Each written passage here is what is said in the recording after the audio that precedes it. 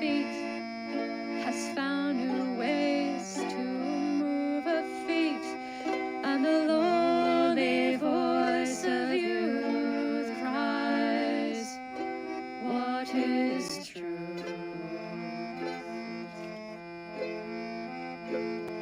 Young men speaking in the city square, trying to tell somebody that he cares.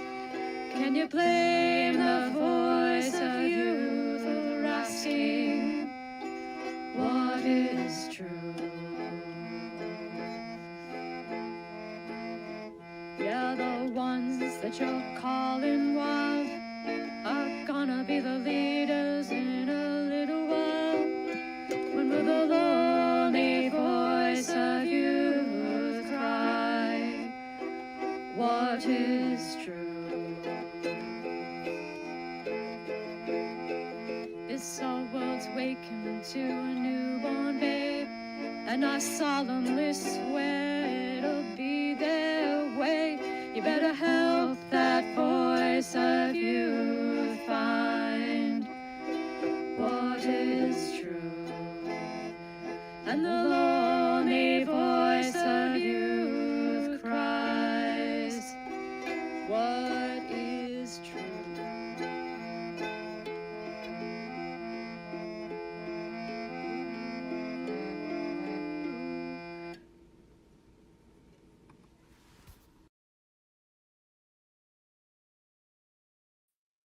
All right. Well, welcome back. I had a little hiatus. I did do stuff last Friday, but I'm back. I guess last Friday was a failure. We didn't do a live stream. We have one now. We've got our Sampel. It's ready to go. I have a Snickers bar in case I get hungry because I didn't have dinner tonight. Reasons. I've got some tea. Technically not tea. Tappy Tract from my favorite tea company, Table Rock Tea. It's not tea because it's actually just herbs, and that's a tisane, technically. I learned that from the Table Rock Tea Company. Have a nice little tour. And of course, we've got our Muppet mug. Have you considered? But you might. You get full of Sampel, so. Oh, ready to go there. Great success. Great success. And yeah, 2 weeks ago we did success. And now I figured, like, yeah, let's do failure. Because it seems like that's a good idea.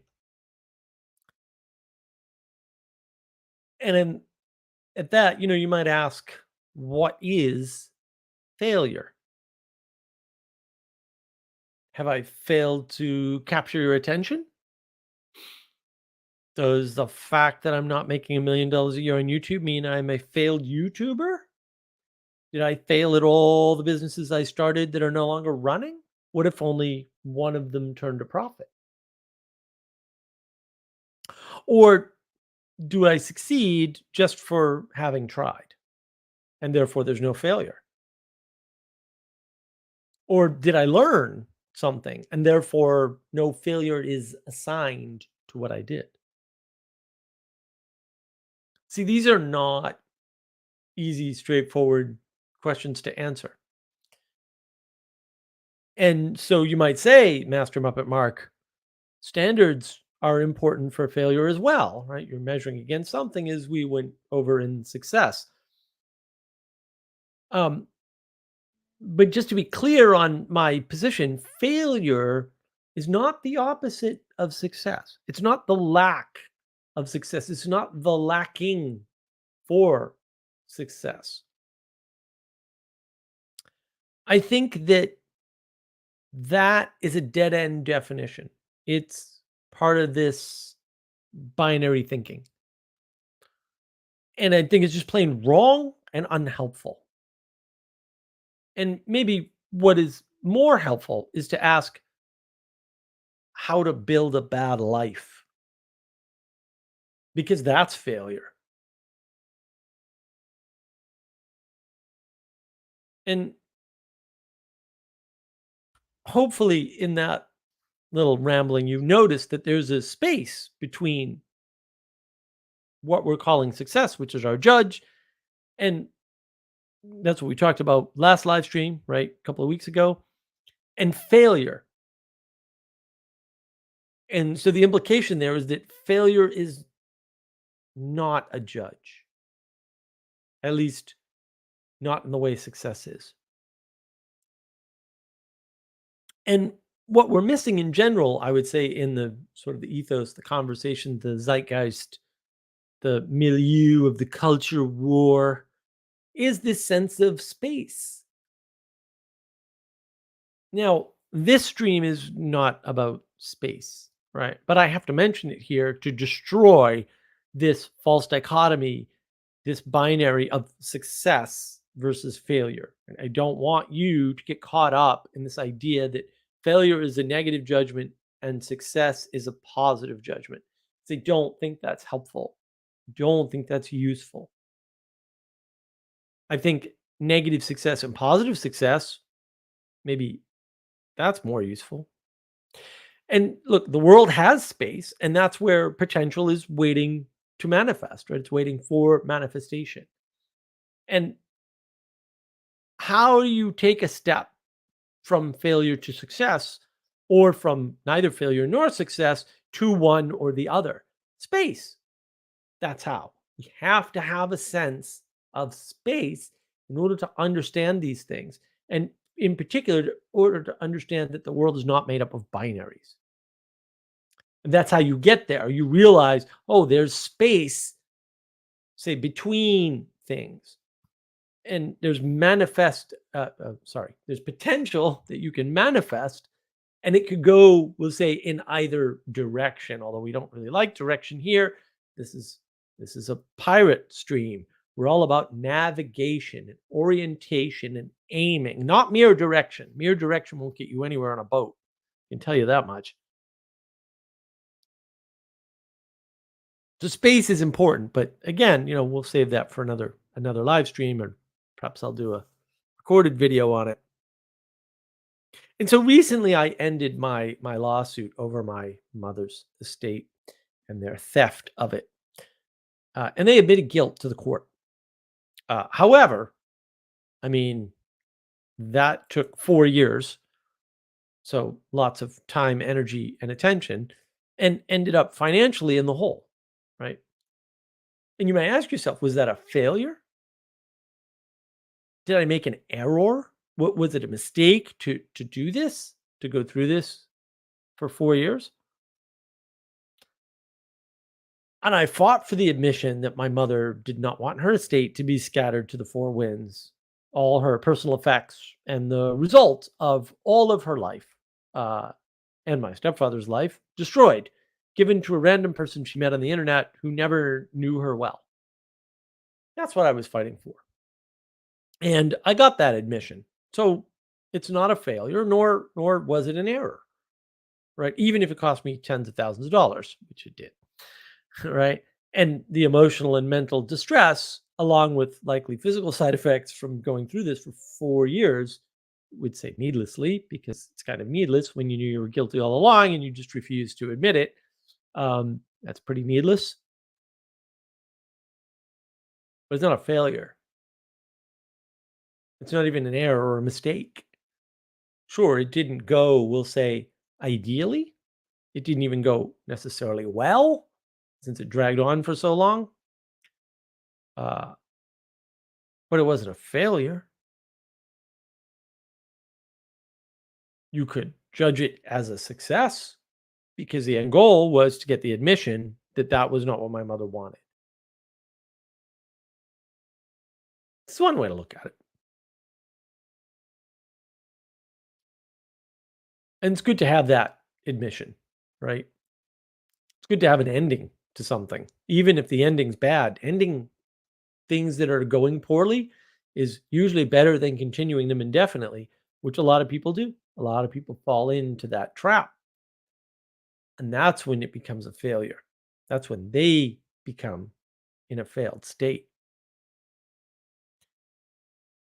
And just because you're failing now doesn't mean you have to fail indefinitely, right? And I think that's one of the things we're missing when we talk about success. We want to also talk about failure, right? Because we like that binary, that dichotomy, because it gives us a way to judge things easily, right? There's only two things. That limits your choices, makes choices easier. Absolutely, it does. But is that the right way to go about it? And the thing about failure is that it is a it is a sense of deep asymmetry, right? You don't need a standard to feel failure. You can self-convict of failure. You can say, "Oh, I definitely failed at that," or "I'm definitely a failure there," irrespective of a standard, right? And you will judge yourself. Success is more easily thought of as judgment from outside, like a value or standard outside of yourself. Failure has nothing to do with that. And that is the thing, right? Lots of times we blame others, we blame society, we blame nature, we blame the outside world for whatever's happening to us when in fact the one judging us is merely ourselves, our subconscious, our desires, our lust. And we're coming up with excuses for these things, why they're manifesting in the world. We're saying, oh, it's not my subconscious.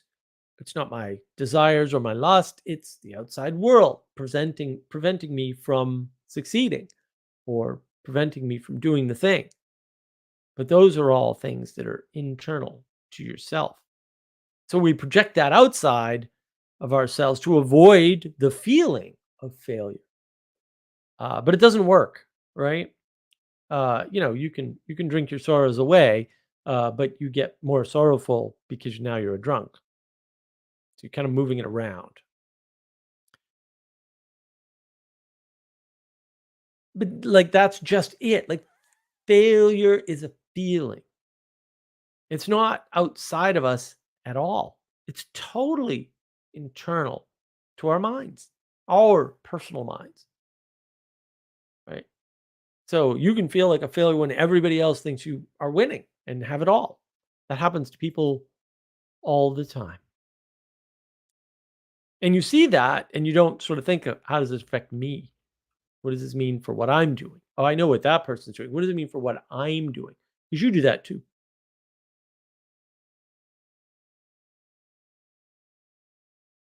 And the interesting thing is the things we have the most control over are the things in our head. So, in a way, we have the most control over our failure.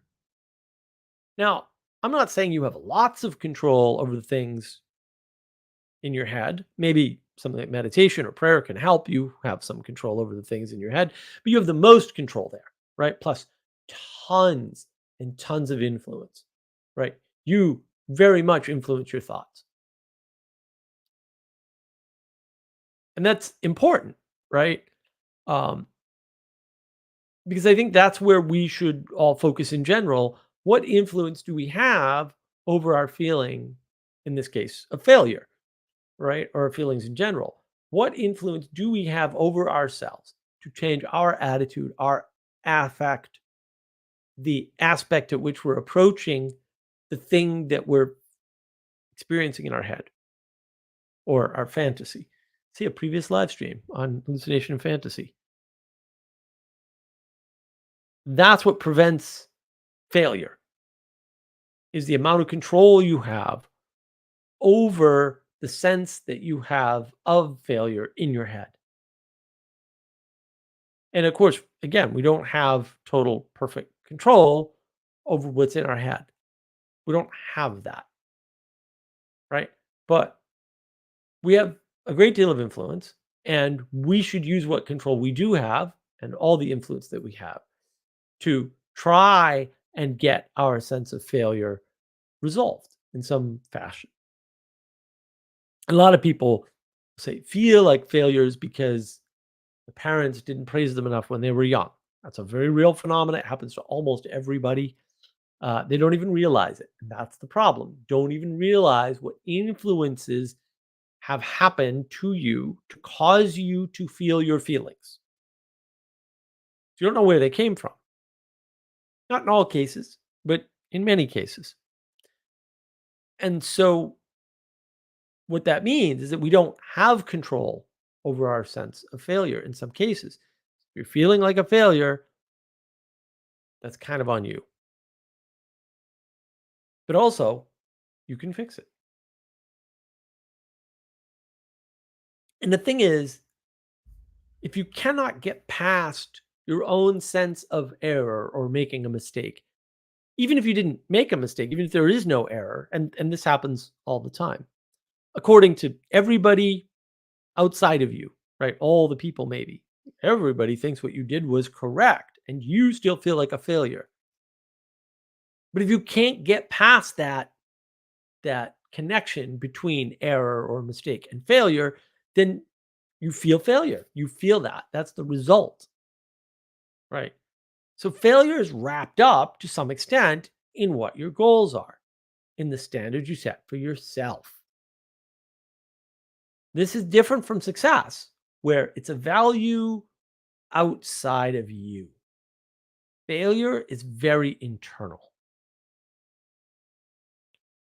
And you'll notice that really successful people have their own standards that they are constantly striving for. And they are not satisfied with the same things as other people. They want a gold toilet. I don't want a gold toilet. They want a jet. They want a 4-hour work week. Great book, by the way, Tim Ferriss. They are unconcerned with the standards of others to a large extent, not entirely, right? I mean, we all need that validation externally, right? We outsource our sanity. But they're pretty unconcerned in general with what other people think of what they're doing and how they're doing it and what they have and what they prioritize, because the stuff we have is really just expression of our priorities. And these successful people, they have their own relationship to virtues and values. And they know what that is. Now, you may not agree with it. It may be bad, but they have it. Like I would point at Sam Harris and say, he has a bad relationship to virtues and values. Has a relationship, and he thinks he's successful, even though I would argue he's kind of not able to avoid evil at all. And I have videos on that, of course, on navigating patterns, because of course I have videos on that. One of my more popular videos actually is a Sam Harris video. So highest value. And this is an asymmetrical relationship between the inside and the outside. Because the world isn't your internal conception or the conception that you perceive others as communicating to you, right? There's the famous problem of somebody says something, you interpret it. How do you know that their interpretation of what was in their mind as it came out in words matched what was in their mind? And then how do you know that your interpretation of what you heard, and maybe you didn't hear them perfectly, is accurate to their interpretation of what they said, right? There's all this, it's very complicated. Language is enormously complicated. Everybody says conversation is going to save the world. I'm like, language is so imprecise and imperfect and ridiculous that no, it's not. It's going to make things worse. And it does reliably. We see that. There's an asymmetrical relationship between the inside and outside world. Your internal conceptions are different from other people's internal conceptions. And those are different from the expressions of those conceptions. So, sadly, for those who want a simple, flat world, the world is consisted of both your internal conceptions and external conceptions. That's a problem, unless you don't make it a problem. You don't have to make it a problem.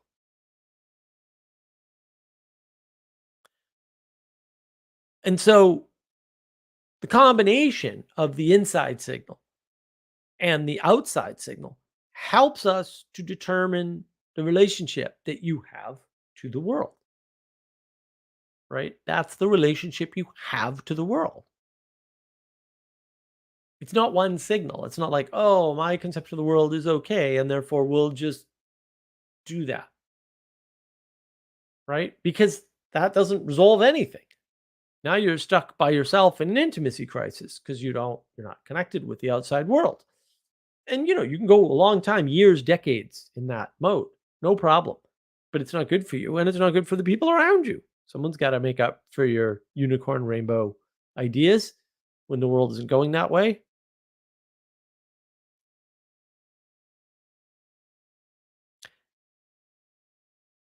And it's inevitable that this inside and outside signal come together to form our world, right? Form that relationship. And that's why you can plan to fail or fail to plan. It's a deep asymmetry. It's deeply asymmetrical. Planning does not prevent failure or error, doesn't prevent mistakes, right? But what planning does do is it allows you a better chance to correct errors and turn them into learning, which is really what failure is for, right? You do something, doesn't go the way you predict. Your prediction engine is wrong, needs to be corrected. You have to admit that your prediction is wrong in order to correct. A lot of people have a deep problem with that. The number of people professionally I've approached and said, well, you said that this was going to go this particular way and it didn't. Now what? And they go, I didn't say that. I'm like, what? Of course you did. We wouldn't have done this project if you didn't say those things. And other people will go up to them, oh, yeah, you absolutely said that. I'm like, no, I didn't. I have had people type up project plans and say, this is what's going to happen and this is the result and blah. And I've taken a project, but I didn't type that. You kind of did. I mean, we're in a deep denial when things go wrong, right? Because we don't want to have erred. We don't want to have made a mistake. We don't want to have failed. But the thing is, you only fail when you don't admit the error.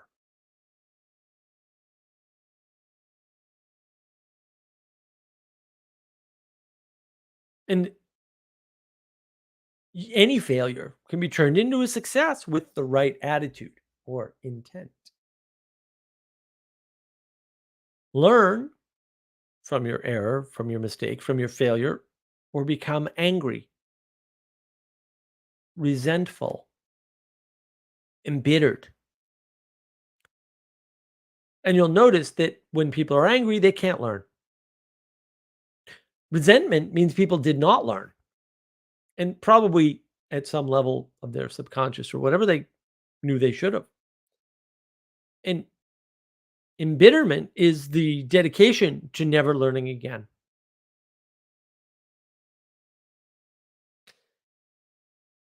It's all wrapped up in the escape clause of the false dichotomy, the bad frame, the binary. That's how we get caught in anger, resentment, and bitterness. We don't recognize the space for change, the space for growth. The way out is learning, growing, becoming more than you are today, rather than accepting some bad frame of success or failure. And the problem with, say, treating failure is that it's internal. And so other people have a limited range that they can apply to help you through failure. If you feel like a failure, there is very little other people can do for you. Very little. Because it's an internal thing. It's deeply internal. It's a big problem. You can support people as best as you can. You can encourage them. And to Jordan Peterson's excellent point, people need so little encouragement. A little bit of encouragement goes a long way. and reminding people of their predictions of their failure when in fact nothing but their success is evident to the outside world. You say, well, you may feel like a failure, but actually everybody else thinks you did a great job. Everybody else thinks you pulled it off. Everybody else judges you well and values you, right? It's not enough to have the sense of lack of failure, although that's a thing. Well, I didn't succeed, I didn't fail. That's that space. You also need to give people a sense of success, of having brought value or manifest meaning in the world. Maybe they came away with a lesson, or maybe they just learned that, yeah, your predictions weren't right, but they weren't going to be. There was no way that you were going to be able to predict and get success the way you wanted. Doesn't mean you can get success. Just meant, oh, I didn't do this perfectly. And again, like high performers, top end tennis players, they will beat themselves up out of the dumbest mistakes and errors, stuff that you and I would just give our eye teeth to make a mistake like that or as few mistakes as they do. But that's also what makes them who they are. And you may not want to be like that. I don't recommend it. Those people tend to burn up pretty quick. A very few are okay. And we should look up to them, but that doesn't mean we should try to be them in that way. High standards are tough on people. And giving people an environment where they feel safe to make mistakes, right? To have erred, right? Is the best you can do. And then eventually over time, maybe they can develop a better perception of themselves, right? Your self perception is still influenced to a great degree by those around you. If they perceive you as valuable, you'll begin to believe that you're valuable, which, by the way, you are because being is good. But obviously, people aren't there yet. So, that to me is what's important is that sense that you can give people that failure is a choice, a personal choice. Errors are not, mistakes are not. Turning them into failure is a personal choice. And I think the best way to sum this up, the best way to think about this is to say that failure is not when you make an error or a mistake. That's not what it is. That has no bearing on failure. Failure is when you do not submit to making an error, or perhaps to the idea of error itself. Because if you do not recognize an error or a mistake, if you do not do this, you cannot learn.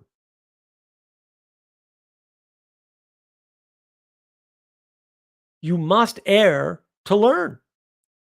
When you do not do that, you do fail.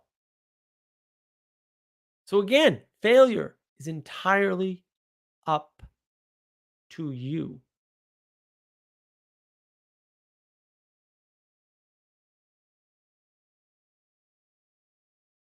Now, I thought that was pragmatic enough for all the Muppets, but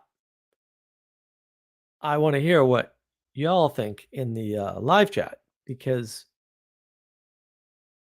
that was really as far as I wanted to go with failure. I didn't want to harp on it too much because I do think at some point it's much ado about nothing. A lot of people are caught up in this failure idea when, in fact, for me, it's barely existent concept. It's only failure when you do not open a space to embrace mistakes and embrace growth and learning from those mistakes, from those errors, because errors are inevitable. We live in an imperfect world, it turns out. Might be a newsflash for some people, I don't know. But we do live in an imperfect world. And the question is, how do you deal with that? Right? The question is, what do you do about the fact that you are stuck living in an imperfect world? Because you can say, "Oh, I did this thing, it didn't work out the way I expected, and therefore I have failed."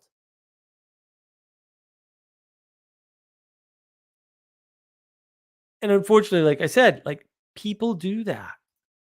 And it's terrible that people do that, but they do that.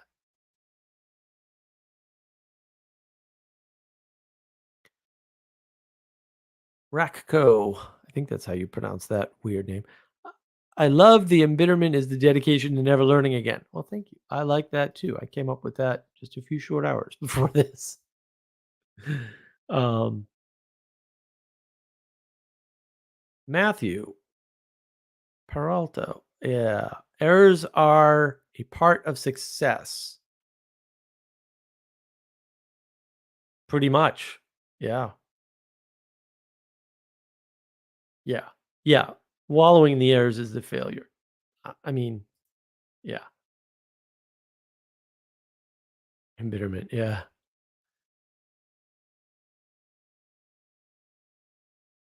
I think that's the real key is not getting discouraged by your errors and mistakes and seeing them as opportunities to grow.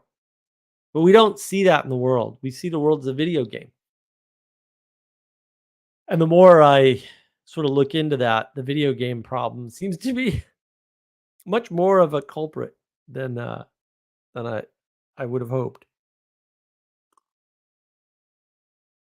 I'm like a fan of video games, so it's hard to realize video games give us a distorted view of the world and how it operates because there is a perfect answer in most video games.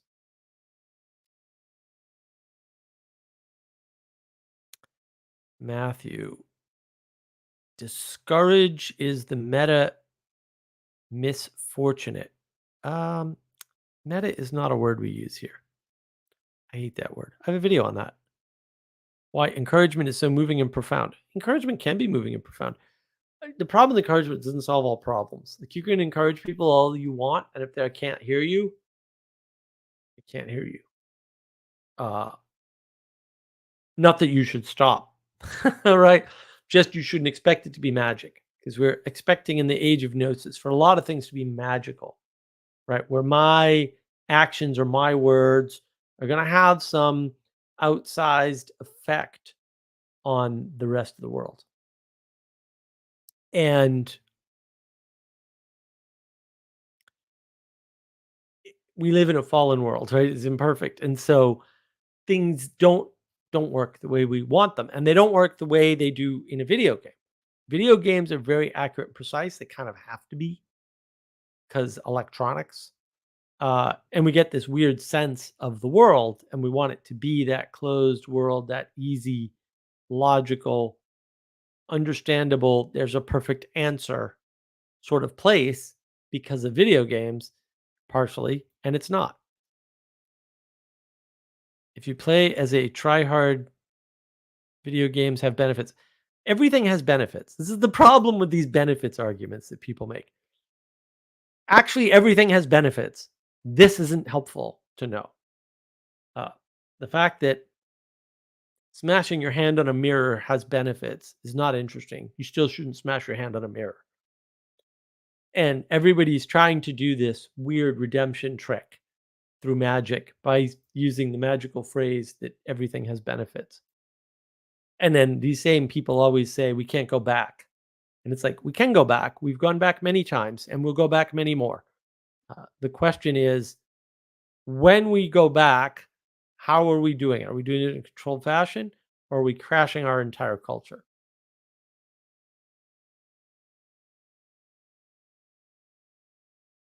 Matthew, meta misfortune, as in the ultimate misfortune of one's poor handling of the misfortunes.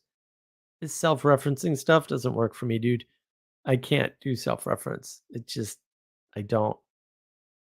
Stacking things on top of things to create layers when they're the same thing over and over again, it doesn't actually create layers. It just sticks you in a weird loop. Um, That's not my argument. Well, maybe not. It's what you said, though. So I only have what you said. It's pointing out specific ones there are. Look, yeah, I don't know that video games are fundamentally different because it is still a closed world, right? And there is still a level of certainty that doesn't mirror anything in the world that isn't in the computers or the electronics, however you want to phrase it.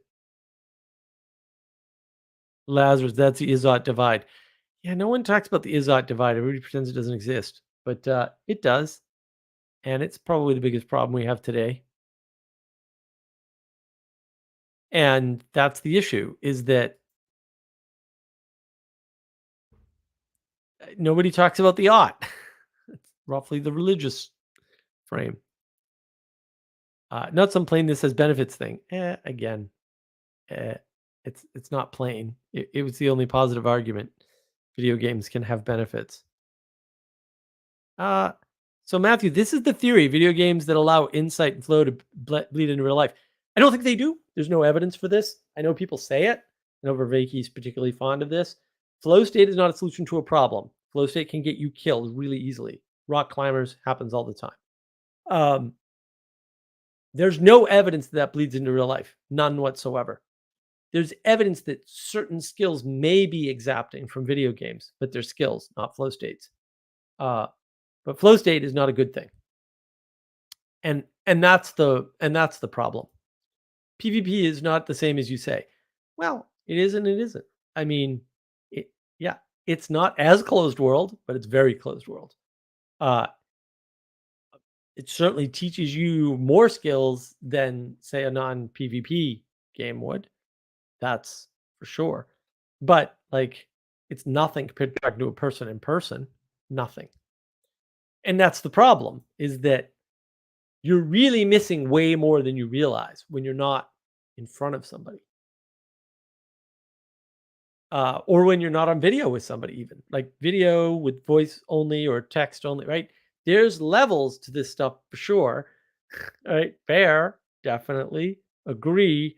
Doesn't solve a problem. Doesn't solve a problem. Misfortune are a given. Okay, Matthew, that's true. How one handles those can be seen as another misfortune, I guess. No, I wouldn't self-reference. I don't think that's helpful.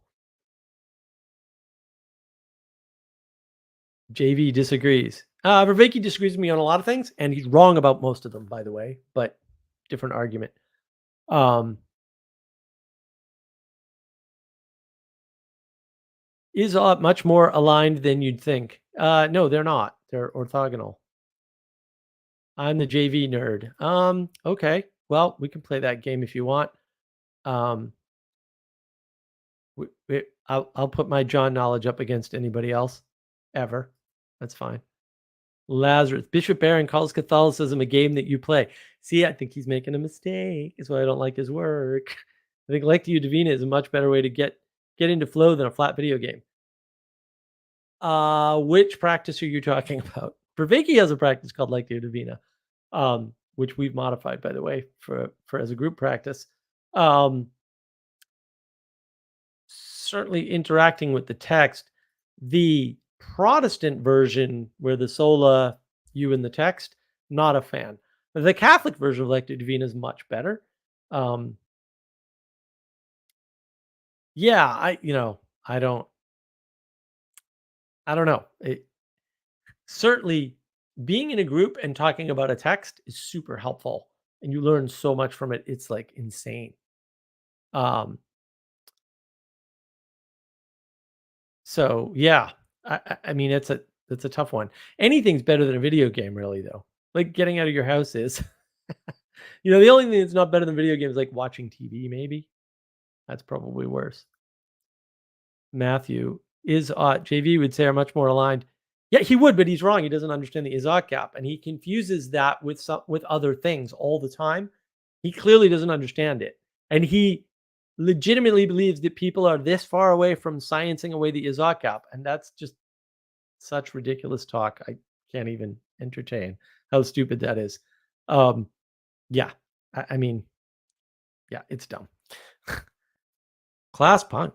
Good to see you, sir. Even though I agree that life shouldn't be seen as a video game, I'm also wearing my Super yeah, Super Metroid. I haven't played that one. Look, I mean, again, I'm a video game fan. Like I was a pretty good Quake World player. Talk about PvP. Um, I was always in the top 3 on the servers I was on for years. Like I did a great job. Had a lot of fun.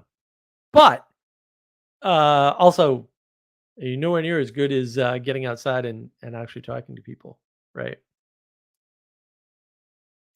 Lazarus, Vervaeke's drawing from Catholic prayer technique. Yeah, I know he is, but it's not. He's got a Protestantized version of Lectio Divina. that's that's actually the flaw we corrected with our practice, with the group version of that practice, which we're renaming, by the way. We corrected the you do this by yourself with the book, which is a very Protestant way to do things, obviously, right? So that's what we corrected. And yeah, I would agree that that particular practice was amazing, and people got a lot out of it. Um, and yeah, I mean, it was great. Matthew, he'd argue that the laws of what is and the normative patterns we've inherited as what ought are much closer. Yeah, he'd argue that, but you know what? He can't actually make the argument. He says that over and over again, but I've never heard him make the argument because he can't. And I know he can't. I look. We've asked for Vervaeke about this many times. Been a lot of access to Vervaeke on the old Vervaeke Discord server, which I left, by the way. I left BOM too because rebels. Can't stand it. We've talked to Vervaeke about this many times, multiple of us, and he just doesn't have an answer. He says a lot of things over and over again, but he doesn't make an argument. He just says that one exists, and I can argue anything. So the fact that an argument exists is not an impressive thing to me because I'm really good at making up arguments. That doesn't mean it's a valid argument or that it should be entertained. That just means that you can be argumentative, which I'm particularly good at. Like if you need to know how to argue something, just call me up and I'll right off the top of my head, shit, all right, make an argument. It's great. Lazarus, specifically Michael Casey's book called Sacred Reading. Yeah, yeah.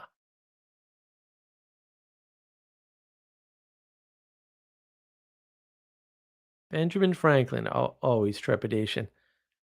Video games end if it is a single player game. Yeah, well, all video games end because everything ends. It's called death. Or you can quit if you get tired of it. Yeah, that's the problem. You can't do that with life. This is one of the reasons why they're dangerous. If it's an open ended game, also, you choose to play. You don't choose to be born. No, you don't.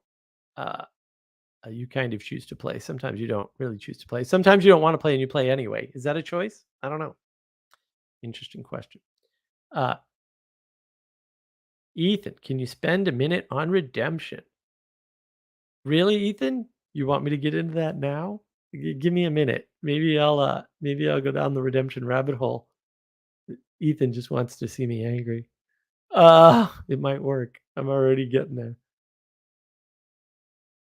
Can we agree we have a different understanding? All good.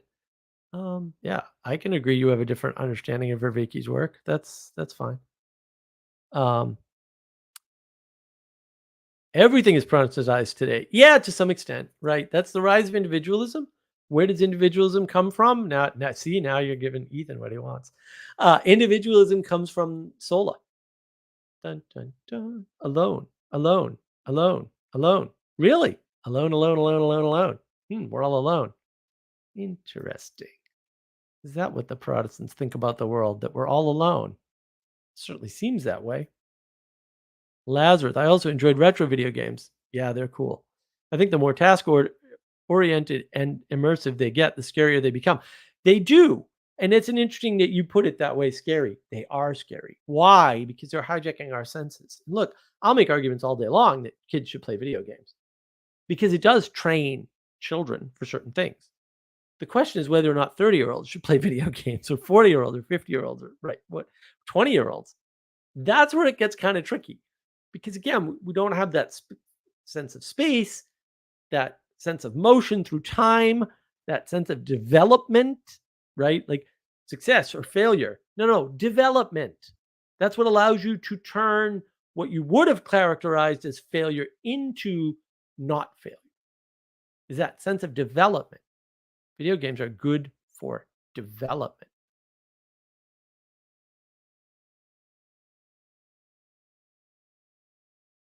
Should look into the JV Discord. The JV Discord's garbage. You can go to the Awakening from Meaning Crisis Discord server if you want. Uh, I don't think anybody there actually understands John's work. They used to ask John questions, and he'd basically correct them because they were dumb. Uh,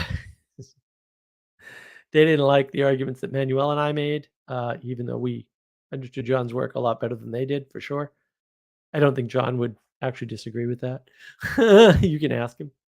I've met John, by the way, so I've talked to him quite a bit. If you listen to his meditation series, which is hard to find, but it is still there, you can hear him talking about my role in the meditation series and the community. Lazarus blames Descartes. Stories can help you develop adulthood. Refine might be a better word. Yeah, look, you can refine yourself using games of all types, including video games. Just got to be careful with that. And I think one of the problems that we have is this relentless sense of continually trying to redeem things. And the problem is we can't redeem. That's not up to us. In the Protestant worldview, they seem to think they can, or that redemption's coming, or that it's automatic. And it's like, I don't think that's how it works. I don't sense of development, a new chapter title. Okay, Elizabeth. I don't think that's how it works. I think the problem is that we want forgiveness to cause redemption, and then we want to ask it of others. And for me, forgiveness is very personal, right? Like, I forgive you so you don't live rent free in my head. The only purpose of forgiveness doesn't help anybody else but me. And I'm fine with, like, I think that's great. And then if somebody's quote sorry, they don't say they're sorry, they repent, which is an action, not a word, not I'm sorry. That's not repentance. That's you saying magical words and expecting magical results. But I'm a pragmatist. I need to see results that are independently verifiable. So hopefully results that I'm not the only one that notices. Although maybe, because we live in an imperfect world, it turns out. I don't know if anybody told you. And then maybe redemption will happen to you, but that's not an earthly concern in my mind. It's an ethereal concern. So I don't, redemption's not my business. But this constant idea that, oh, well, Hegel said this thing and it was wrong, but you should read him because maybe you shouldn't. Maybe that's wrong.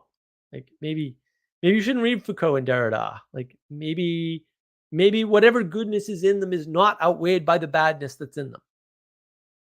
Right.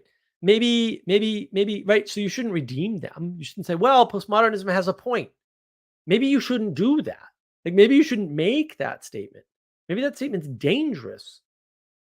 Because maybe somebody else will get caught in the web, right? Maybe you shouldn't entertain Karl Marx's ridiculous ideas because they're ridiculous. They're the ideas of a 3-year-old, your average 3-year-old. Maybe not. Maybe not. Well, Matthew, I'm glad that John Vervaeke is your intellectual hero. I wish you had a better one. I know John's work pretty well. You should check out his meditation series, although you should not meditate alone. You should meditate with a group. And we had a group. It was a great group. Too bad they kicked us off the server. They didn't really kick us off the server. Too bad they took away our ability to do group activities on the server, which was what we were there for. We would still be there, but no. Yeah, Elizabeth, we'll get sense of development as a chapter title. I hope you're keeping a list of these things and sending them to me because I'm not going to remember. Class punk. We need more good Peterson Sphere Discord servers. Oh, that's not a bad idea. You want to run a Peterson Sphere Discord server? I'll advertise it since we've got the website. Although we transitioned the website, so it's in this transitory state. We changed hosting providers to me from GoDaddy because GoDaddy sucks. I also think Peterson would be happier spending more time on Discord video chats than getting angry at stuff on Twitter. I don't think so. I think anger is important. And I think this deep sense of redemption is why people have a problem with anger. Part of this idea of failure and part of this idea that anger is bad is wrapped up in B.F. Skinner's work. B.F. Skinner's a famous psychologist. He did a lot of good work. He did one very bad piece of work. And that bad piece of work is around his positive only feedback.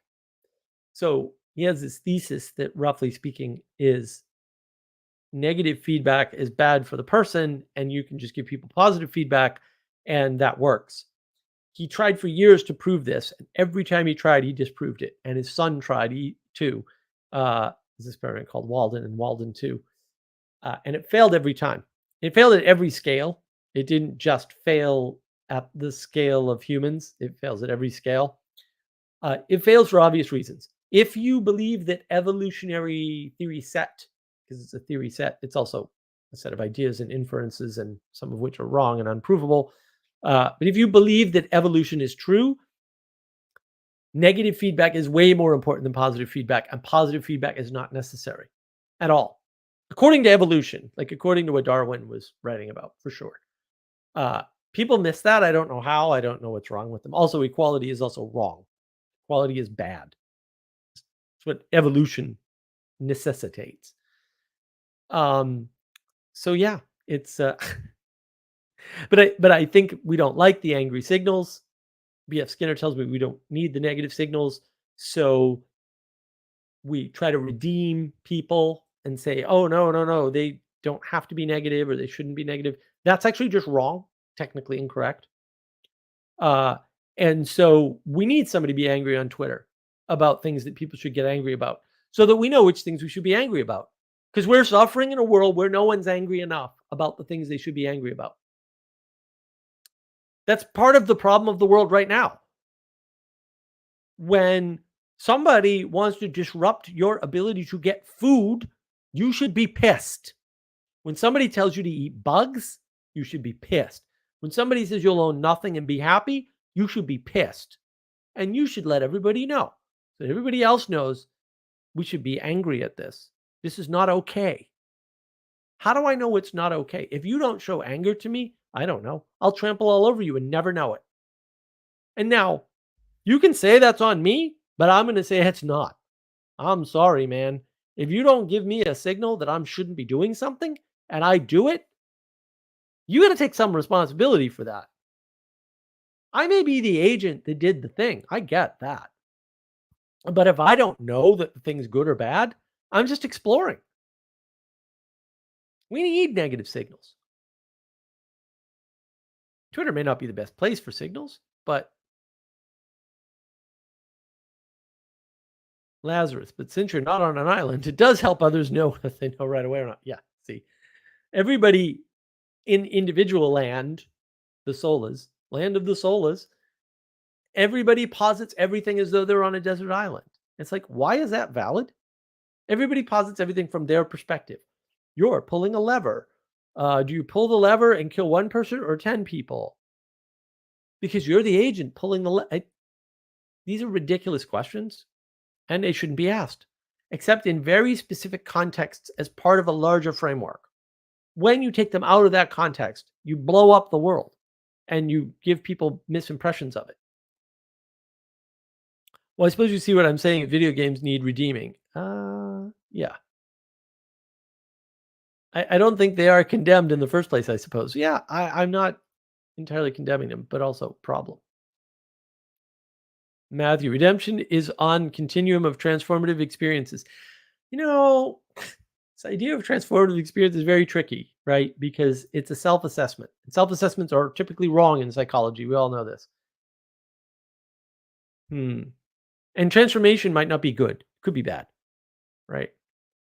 I am a felon. It took years for me to be redeemed in my family's eyes, and society's eyes, and my own eyes. Well, I don't. Did you get redeemed, or did you repent? Because going to prison is about repentance, like specifically in the U.S. in particular, right? So, yes, Matthew. There's no Verbeke without Peterson at all. So Peterson has to be more impactful. Also, Vervaeke takes a lot of stuff from Peterson, rather explicitly, by the way. And yeah, that's why it's the Peterson sphere. And I went over this in a previous stream on Father Eric's channel, actually. Vervaeke's awakening from meaning crisis doesn't happen without Peterson.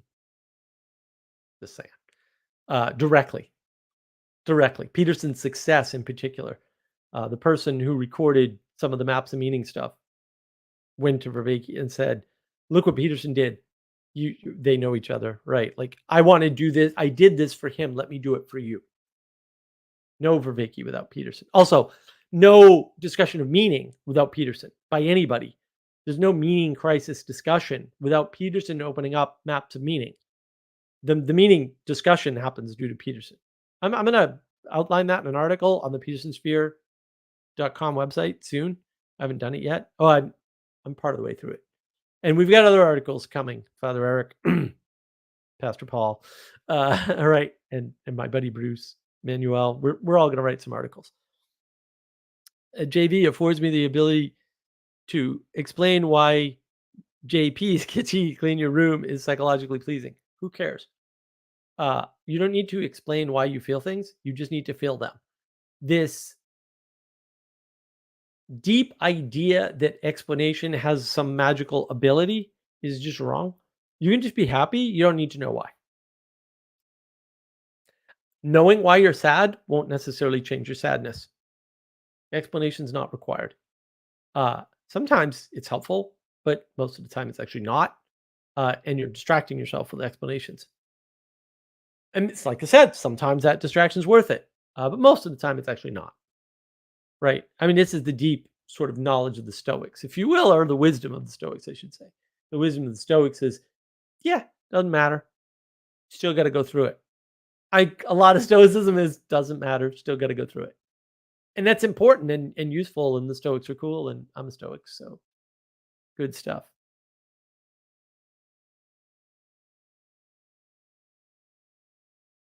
Agreed. Men without chests. Yeah.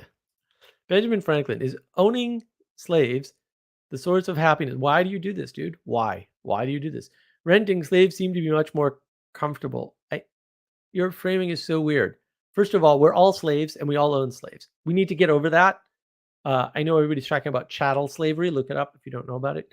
When they talk about slavery, but also that's not the only form of slavery, and it's a stupid conversation. You are a slave to the things you were born into, and you're a slave to the past that afforded you all the things you have today.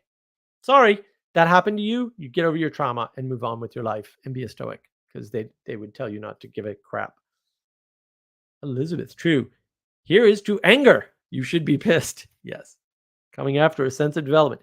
You can't develop without anger. I mean, this is, if I wanted to give any credit at all to the idea of opponent processing, which I don't, by the way, that would be the credit I would give it. I would say the negative conflict and confrontation that comes from pushing back on things that should not be, or things that aren't helpful in reality or helpful to relate to reality or relate to meaning, is a form of development. And in that way, your opposition to things that are not good, are not true, and are not beautiful, all three at once, please, is a way to develop. That is the happiest and most satisfied I can get about this idea of opponent processing, which otherwise is a reprehensible, miserable idea that shouldn't be entertained by anybody ever. Because we are creatures of cooperation. You want war? Opponent processing is how you get war. All opponent processing will end in war and must end in war and cannot end any other way. I'm not a fan of war. I'm still a no on war. So if you're not a no on war, opponent processing is fine with you. It says more about you and not about me. Not simplistic. It's familiar and obvious starting point. I agree on context and perspective is obvious. Well, we have to be. Hey, I'm not doing it, Benjamin. I'm not doing it. Matthew, interesting. You think he wasn't teaching that material without JP as a colleague or influence? I think he said as much in a video. I think that's how I interpreted the video, and that may not be a correct interpretation, but actually, I really think it is. They obviously have a deep love for one another. They've had many deep discussions, and also the online aspect for sure. I can tell you for sure, direct experience, for sure, no online, none, no meaning crisis video series at all, without the rise of Peterson. Would not have happened. No, the people involved explicitly told me this quite clearly. Um, yeah, I think Peterson will footnote to someone else. No, he won't. Peterson's a very unique character. I'm going to outline that in my article. So, yeah, knowledge and understanding is almost always intrinsically good. No, and never, actually, never. Knowledge is intrinsically evil, but uh, can be brought into goodness with great effort. But basically, especially the modern conception of knowledge, uh, knowing all the things in the world and doing nothing is still doing nothing, and doing things without knowing will still manifest goodness. But the opposite is not true. So, no, it's not good. Goodness requires effort, and knowledge is not effort. Knowledge is mostly a distraction, and that's the problem, is that it's mostly a distraction.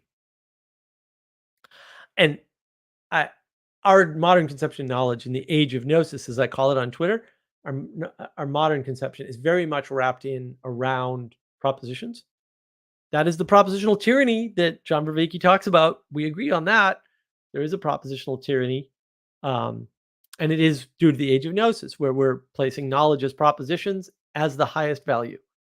And I think John is brilliant in that he fights that by saying participatory knowing. There are specific reasons why I think that's brilliant, even though he's not describing knowing, he's describing information. And information is super dangerous. We have a flood of information with the internet. So the internet it's a flood, technically speaking. If you want to know more about that, you can read Mature Peugeot's excellent book, Language of Creation, where he talks about the flood and the pattern of the flood. And yeah, look, man, maybe a few footnotes. Elizabeth and I want to know, who's the someone else? Where are these footnotes coming from? Who's Peterson a footnote to? That's the question. I agree that phenomenological landing point is a phenomenological landing point. I have no idea how is he going to be a footnote if you don't know who he's a footnote to?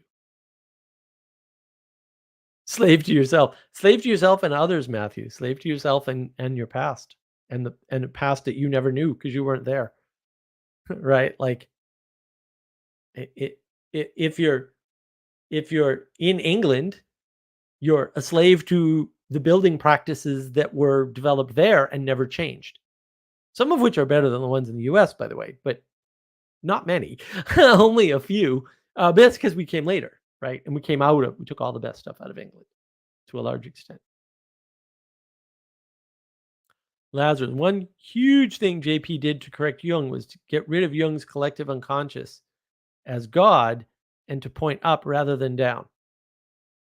That's interesting. I've never thought of it that way. That sounds right. I don't Yeah, I don't know. I mean, I think there still is a collective unconscious, but it's a tougher fish to fry. If it's some kid that comes after Peterson, how's Peterson a footnote?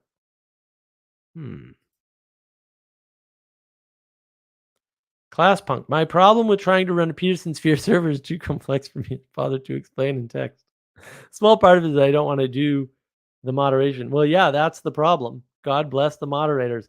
That's the problem, my friend. Leadership is hard, requires all kinds of responsibility, and nobody wants to do it. Nobody wants to take responsibility. That is the one failing, we'll say, or at least my main failing for Peterson, is he doesn't want to have responsibility, and neither does Peugeot, and neither does Vervaeke, and none of these guys want responsibility. Matthew, interesting. I think knowledge implies a body. No, it doesn't. Which implies action. Nope. Body implies potential. It doesn't imply action. Sensory motor loop. No such thing. Perception is action. Nope. Perception is not an action. Perception is specifically an unaction. In fact, I would argue that a flow state is, in fact, when you're so active that your perception changes and is limited in your action. So you have a cognitive load. That cognitive load gets manipulated by your action in the moment, and that changes your ability to perceive, and you become ultra focused on the thing you're doing. That can be very good, or it can kill you. Either way, and it kills people all the time. Flow state is not a good thing. Interesting info versus pursuing. Matthew, navigating patterns, knowledge engine. John is aware of this model. He doesn't like it. That should straighten you out on the difference between knowledge and information. And if it doesn't, put a comment on the video and let me know. Because I didn't make the point. That's fine. I think Enrique touches on info as participatory knowledge. I don't know. I'm at my edge here. Yeah, Enrique is an interesting character. A little nutty. I like him though. We've talked to him a couple times. He's a great guy. Really friendly. Love his work too. So it's really interesting. John is talking about knowledge, but describing information. You need to insert a hierarchy, and you need to get rid of participatory because that's not a type of knowledge or information. It's the way we frame things, roughly speaking. See that knowledge engine video for more. And let me know. I want to improve on that video, and I never get comments I feel are worthy enough to improve that particular slides deck. And I do still have those slides. I should improve those slides. I got more slide videos coming, although a bunch of technical problems. My laptop blew up. My battery almost lit on fire. That was fun. So we're trying to resolve all that. I got a new battery. I got some more storage in my laptop because it's desperately lacking. Yeah, all kinds of things. Lazarus, there's still a collective.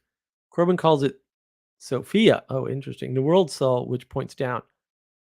Yeah, not a fan of these people. This stuff is way too easy to have philosophers doing it. Matthew, welcome. Thank you. Hello.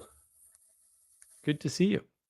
You want to talk about Vervaeke? I'm somewhat of a Vervaeke expert. We can talk about whatever. You said enough stuff that I disagree with pretty blatantly that I was just like, okay, I gotta give this guy my attention. So I've definitely seen you a couple different spots. Though I will say this, as the quote unquote Vervaeke nerd of this, what I still call TLC. I know you don't think that's a thing, but we could talk about that because I've had thoughts on that here even recently. Sure. I am impressed that you do seem about as well baked in Vervaeke speak and his kind of worldview he lays out and his awakening from the mean Christ. I've watched it multiple times. So that's definitely my go-to. But even just you say, I guess I think you may have misunderstood me when I say knowledge implies a body. I think maybe we're misunderstanding each other or talking past each other. I don't quite understand how you're refuting that. And then I would also say the other one that I was just like, I kind of threw my hands up was the perception is not action. Like these are just like fundamental beliefs in my I mean, we can go with the basic biological notion of the way you take in light through these optical organs here is through a rapid vibration and an alter, and I think it's an off rhythm of them, and then an inversion of the light. It's way more complex than I have much understanding. But the fact to think that that's not some kind of active sensory motor loop, maybe it's not some kind of agentic thing, but we can draw a distinction between agency and action. Go ahead. Yeah. Well, there's a distinction between agency and action, two different words, right? It's easy. That's easy, right? Two different words means two different things. It's not that hard, right? Okay. Which is not to say that any word is valid, which is a different problem, right? Okay. But those are old words, agency and action, old concepts, and they're old words. So we can draw that line. I would say that without an agent, there is no action. Mm-hmm. That's a problem right there. Mhm. People Yeah. freak out. I think you just put your finger on kind of what I was kind of hinting at, actually, honestly. Okay. The act of perceiving something, right? Or the action of like my perception, and we can use eyes. It's something I happen to know about, right? So the light's I mean, coming they're the in. organ of perception, right? There is, but there's no action. In other words, you can't tell what I'm seeing right now. And I can't tell what I'm not seeing right now. And so there's a limit of agency on both sides. And that's why it's not an action. Right? So an action has to be something that can be independently agreed upon by multiple agents. In other words, it has to be outside of you. So I have a live stream about this, right? And people went after me because these are my I feel like you're attacking solipsism. I think I see where you're going. Go ahead. Well, solipsism, but also they went after me. They said, "What about meditation?" Because they know I'm a big fan of meditation. I did for Vicky's meditation series, right? And I said, "No, meditation is absolutely not an action." And how dare you? Right? I was like, "Oh, you think you were going to trap me that easily, did you?" Right? But also in the East, just listen to what they say. The striving for meditation in the Eastern literature is quite clear. It's no action. That's the goal of a good meditation in Zen. Yeah, okay. It's explicitly not an action according to the people, in the East that you think you know something about. In the West, we don't, by the way. That's Western Buddhism. I think I understand the confusion here then. And I think I would understand where the Western, this is where where I go from is, well, there's a Western left brain kind of pattern recognition that's taking place, and what you're saying is because what you're saying is technically and precisely correct. And what happens is it gets filtered and interpreted through, this is my opinion on this, I'm kind of at my edge here, but it's this lens. It gets filtered through this Western left brain kind of, has to have the abstraction and notion of it. And so we say, okay, yeah, we get it's the idea of it is to not act, but it's still this ritualistic action. And so I think that's where the I guess you would say kind of talking past each other. But I understand what you're saying. I think your point holds. Okay. Yeah. So because and I would go further. Just to tie in a little bit of JV there would be like that is participatory kind of anthropological perspectival changing. You're actually going and doing the practice and taking from the word, from the culture that is produced this phenomenon, this human phenomena that you can participate in. I mean, at least you would say you participate in meditation. Yeah, I don't know that John would go that far. He might. I don't think so. I think the participation is not in, say, the meditation. The participation might be in the Sangha. I think for sure that's what he would say, for sure. In fact, I think he said that. The participation's in the Sangha. Participation's not in the Dharma. Right, which is the knowledge. It's not in the teaching. The participation is in the community, roughly speaking, and that's why the saying is so important to John, roughly speaking, right? And then having built the meditation community around his meditation series, John and I've had conversations about this, right? That participation is deeply meaningful to people. Like, that's the thing that's meaningful, is the manifestation of the community around the ritual, around the activity. Ergo, don't meditate alone. Meditate with other people, like you said. Right. That's interesting. It's very, very super interesting. Important. It's well, and I will say this. Just let me do the perspectival lived experience thing. That's as far as I got before on my journey back to Christianity. That's where I got and where my story broke. And then I'll let Mr. Punk speak. I feel like I can hog the mic. Okay. I was doing I was on very much a Zen kind of a Buddhist cognitive. I had already encountered John's work, but I was already on that route with different Alan Watts entry points and all this different stuff. And the last hurdle for me was going to a community, was going to there was a couple temples in the northern Florida area I was at, and it didn't work. I mean, I go down the different details of it, but it didn't work out, and I ended up taking, honestly, in a very bare bones way, I ended up taking a lot of what I had learned in the meditation styles and practices, and just took them into what, I was raised a Catholic, just took them back into a Catholic church, hours before mass, Right. and was like, hey man, this feels like this was kind of designed for this anyways. Now I'm still alone at that point, but there's still the church community and people coming in, and I just stayed in church at that point, and it kind of went along seamlessly with my philosophical, obviously you could probably get, I care about the philosophical rigor and stuff too. And it kind of went seamlessly along with it, just this transformation for me.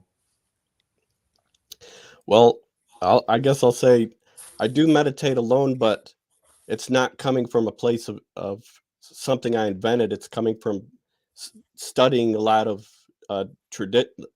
different traditions and stuff. It's coming from distributed cognition. It's not something I just made up.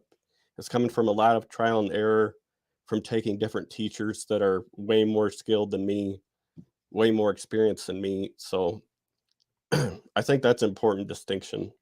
Well, no, but but it's going to end in solipsism because it can't end any other way. That's the problem. It's like because man, we had a discussion on the Market Wisdom Discord server about this. This whole week, basically, which is self-transcendence as a term doesn't make any sense. It's complete nonsensical garbage. Like anybody that says that, they're a sorcerer and they're trying to sorcerer you. You can't self-transcend. The references don't work in the language. It's a breaking of the language. Well, you wouldn't know if it happened anyway. And that's the issue. Like you can't measure your own progress from where you're standing. That doesn't make any sense. It doesn't work in gauge theory. It's unscientific, right? And so you don't know if you're getting better or worse. Like you don't know. There's no way for you to know. Look at Steve Jobs. Steve Jobs is famous for having gone and stayed. He stayed a whole 6 months. I'm like, 6 months? What the hell is that? 6 months in India under a guru, under a well-known guru, who's a good guy from what I remember. And he's more of a jerk when he gets back. He thinks he's better though. Listen to him. He'll tell you, I'm freaking awesome, man. I was 6 months under this guru and I meditate every day and now I'm great. This was the point Jacob made or had made, times before or something, but had recently been highlighted of the distributed cognition thing is one of the biggest home runs that JV has. And you're absolutely right. It's the Peterson notion of you participate in sanity by with society. Society is how you're regulating or any kind of feedback on whether you're a sane person or an insane person. I think you're, and hey, let me just tell you, just to get to your horn, I love the gauge theory concept. Like that exploded in my brain when you said that, because that's such a great, just taking the two fields in the convergence there. It's like, if I am the gauge, then how can the gauge reference myself? It's like, you just nailed it. But I will say this, I brought, just to do another shout out to Jacob, I had brought up me and him are kind of brave, and we'll touch the political barely. I think we both are still wise enough to understand the futility and kind of the strict narrow purpose of and fun and ability of those kind of conversations. But I'll say is that I mentioned that as well on like the individuality kind of aspect, and I guess he kind of did the Pageauian move of like, properly nested, there can be a useful and fruitful notion of the individual and what that means. But on the whole, I take your framing of it much more. I think is much more valuable, and it's much more holistically, just inherently. It's just like that doesn't exist. It doesn't ever work. It's taking a hammer and hitting everything as a hammer, and like it worked for a little while and a little political. And I don't want to get off to that, but go ahead, Punk. Oh, I would just say it's okay if we partly disagree, but I would say that in my view, the measurement of the progress can be found in some of the teachings. For example, the Ribhu Gita says that bliss is the measure of consciousness, and it's referring to the Sanskrit word ananda when it's saying bliss. And I could go into theories on that, but I don't want to get too deep into theoretical territory with this. For sure. Yeah, shoot And some And it's heroin also up, dude. Like, seriously. Like, if you want bliss, just shoot up some heroin. Problem I was going solved. to say, well, and I was going to say some self-deception. That's where my brain was going to go to, Mark, was I was going to say Yeah. there is a risk there of Oh, definitely. it's I agree with that. I do agree with That's that. again, that's the Uh, gauge issue. Like, what are you measuring against? You can't do it. You can't measure you against you. It doesn't work. Mhm. It's the to the extent that you are the single individual entity, and to the extent that that's useful to abstract and to chew on, you you you have to have a complex system that you are participating as well, a la a community, a la the sangha, a la a church, a la a wisdom fellowship that is engaging and interfacing with that complex system to ameliorate and navigate. I love your name, Navigating Patterns, man. That just hits right to the fundamentality of JP, Vervaeke, and Peugeot. I mean, just nails it. But So to I have ameliorate a and question. navigate these self-deceptive issues, because it's the JV mantra. It's like, what makes you adaptive and rational, and this special creature is the exact same things that go wrong, the exact same systems and dynamics that will lead to deception and destruction. And so it takes effort. I loved your highlighting earlier of effort as well, Mark. That's one of my street wisdoms that I've still kept with me, is like, one of the things that went wrong in my young childhood is I didn't have to try at anything. And boy, life, adulthood, once I had to try, that smacked me, gentlemen. Oh, so can you have a sufficient amount of to get a little Socratic, a sufficient amount of pre-recorded information or teaching around a subject that it could answer enough of your questions to be almost as good as a community, or even better No. if the community No, a is not. community is live feedback, dude. A community is But alive. what if Information is not alive. It's a dead transmission. It's dead. It's fundamentally different. what if the teachers in the community don't match up to the teachers in the recorded information? Yeah, they're not Yeah, gonna ever. Recorded information is dead. The minute, I mean, Socrates and Plato and Aristotle had this discussion allegedly, right? Like, maybe Socrates isn't real, but like, they had this discussion. What things do you write down and what things do you not write down? Why? Because when you write it down, it's wrong immediately, and it just gets more wrong. And one way to look at this is just say physics is correct about entropy. Entropy is real. I believe entropy is real. And that means anytime you write anything down or record anything, it dies immediately. Entropy sets in immediately. Now, it may not be enough entropy that it matters, right? Like, meat doesn't rot instantly when you shoot the deer. It's not like you can't eat the meat, right? So, but it will, right? It will, and it's the same for words. It's the same for those things. And you're not getting feedback from them. And so, yes, when I read a book, I get very satisfied. Let me give you a story. This is fantastic. So this Australian friend of ours, maybe he'll jump on the stream. I don't know if he's watching. Busy today, maybe. It's not Jesse. It's a different Australian friend. I have lots of Australian friends for some reason. He was it looked like he was reading this book. And what he was saying was unbelievable to me. Okay. It's this guy Ferguson. I think it's William Ferguson, who wrote this book in 1962, where he's talking about manorial power, as in the power of the manor. And he's describing feudalism, classifying it as something else, which is just wrong. Like, when you're describing the thing, you just classify it as the thing. You don't make up a new name. That's ridiculous. Unless right? you want to be a cool philosopher. Right. Well, it's worse than that. The guy's a historian, apparently. And in the book, he's writing, well, at this certain time period of history, roughly the mid 1600s to the late 1700s, for some reason, economically speaking, northern Germany stops expanding, and in fact, fields go fallow, right? So there's nobody tending to fields anymore, and there's a huge economic collapse, and we may never have an explanation for it. And he's reading these words, and I'm going like, isn't that like the period of the plague? And I looked it up, and I'm like, oh yeah, there's the plague. Was it 1394 to whatever, or 1376? Sorry, to whatever. And I was like, all right, so it's this same time period, and there's a population collapse, and this guy's like, economically speaking, we'll never know why this happened. And I'm like, and he wrote this book and he published it, and I'm kind of like, okay. And then people read this book, and like, you didn't know, like, and they didn't. Or you can look at Plato's Cave, and that video is coming. It's done. I think it's done. It's in the editor's hands. You can look at Plato's Cave, an argument with somebody on Twitter. I said, Plato's Cave is an individualistic blah escape. And I said, no, it's not. Go get me the references. Just go.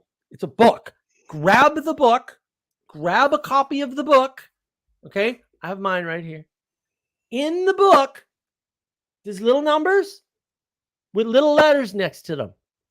Show me where in the independent thing from you and me, because we can both have a copy of the same book, this mystical individualism is.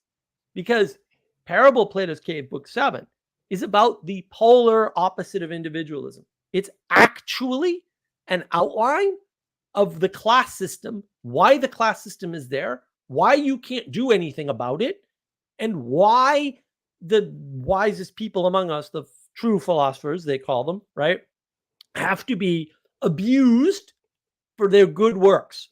And the answer is for the good of the city, not for the good of themselves, because it's not good for them. Everybody reads this damn thing and somehow misinterprets it. And the interesting thing about this Twitter guy was two interesting things. The first thing is he responds to me with a quote from somebody else. He didn't give the reference. He just gave the quote. And the quote was clearly wrong. I'm sorry. That's not in the book. Okay. The other interesting thing is I said, looking for your references, go get me the little numbers with the little letters afterwards to prove your point. Because it's a book. We can both reference the same thing. Okay. He came back and said, oh my goodness, you're right. We're effed, which I thought was interesting. What do we do?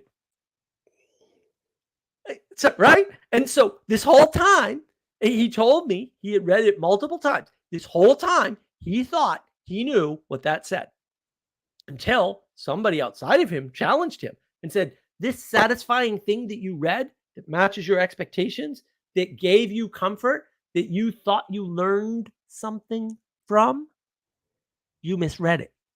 That comfort was false. And how do you know? You don't know until somebody like me, who's disagreeable and willing to stand up and ready, willing, and able to say, no, you're wrong, and be mean, as people call it. He didn't know. He was on the wrong path, and he was screwed. He thought he was going to break free, like the freaking Matrix movie. That's what he thought. Well, oh, go ahead. Okay, well, I was gonna say, where my brain went with that is, first of all, I mostly agree, Mark. I mostly agree is that first of all, the dynamic system of the community and the death of not embodied, this organic that self-reference, the death of frozen slogans is what it made me think of. The JP move of sloganeering is these sayings of the dead.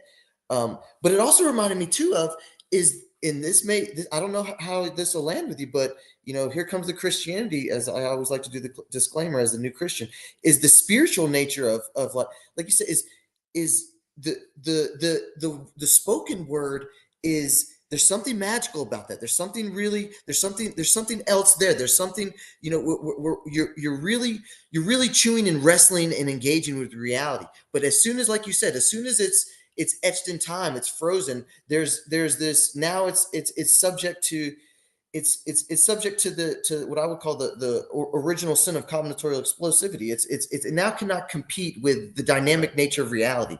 And then the other thing I would say also is that, just again, here comes the Christianity. You mentioned the Republic there. It's like the notion of the individual, that small narrow lane it kind of has in the Western society, that comes from Jesus Christ. That comes from the philosophical and social and metaphysical impact of that notion of the individual on stacking and participating in the Christendom story. So I just read the Republic, reread the Republic about a month ago, and you're absolutely right. That's not going on in Greek. The individual is not going on in Greece. Okay, or That's right. at that time. That's right. There's no individuality in the Republic at all. It denies it as a frame. It specifically points out that even if there are individuals or something like that, it's useless. It's a useless idea. And I guess I would just I could tag onto that, is that the Socratic move of that is I think, well, I guess you can have the Christian notion too of, is he was worried about, I think, the atrophy of the pursuit of wisdom, the atrophy of the man's rationale, because I think it was Socrates was another representative that was against writing things down. And so and I think Pajot in the Christian perspective on that is the garments of skin. It's the double-edged sword of technology. It's whatever technology extends and can afford into reality, it also atrophies and has that backwards effect on you. And without being wise and properly oriented in that, boy, does the techne get out of hand, and you lose the magical artisanship of the like you said, the living relationship, the living engagement with the idea or the practice or the it needs to be revivified. And that's the problem. Revivication. Hopefully we've addressed it. Lazarus' question. Are we conflating self with the individual? They're different words. Yeah, no, we're not conflating them. Self is a ridiculous concept and should be done away with immediately. Individual is a more ridiculous concept that should also be done away with immediately. You're not an individual. You were never an individual. You're never going to be an individual. You're never going to have been an individual. That didn't happen, and it's not going to happen. It's not the world we live in. Well, here, I guess where I could let me try and be the disagreeable person and just push back on some maybe recent historical kind of analysis. Do you think it's at least served its purpose in that narrow lane for the time period of the last 200, 300 years of liberalism, late Protestant? Like, do you at least, can you at least grasp with what they were doing, what John Locke was trying to grasp with, I think trying to throw the bone to. Yeah, I think that's what created all the problems. And so you look at Enlightenment or whatever, but like at the end of the day, and I don't think Locke and those guys had that problem. Like, if you actually read some of their stuff, and I haven't read all their stuff by any means, if you read their stuff, it's all couched in God. All of it. Yes. Which is a little weird. Like, that was the other thing about the Republic. The Republic is full of religious references. Chock full. Like, everywhere. If you're thinking it's some pure philosophical text, like, oh my goodness, you're in for a surprise if you read it. The ability that our species is able to memory hold stuff. I love the Graham Hancock notion of the amnesic species. I love that notion. I don't know whether his geographical happens all the time. Like, you just said, like, the Dark Ages were dark. Like, I know Pajot doesn't like it. Actually, they were. It's not that the knowledge was gone, but some of the knowledge was useless. Like, you don't need to build an aqueduct when your village size is small and you don't have cities.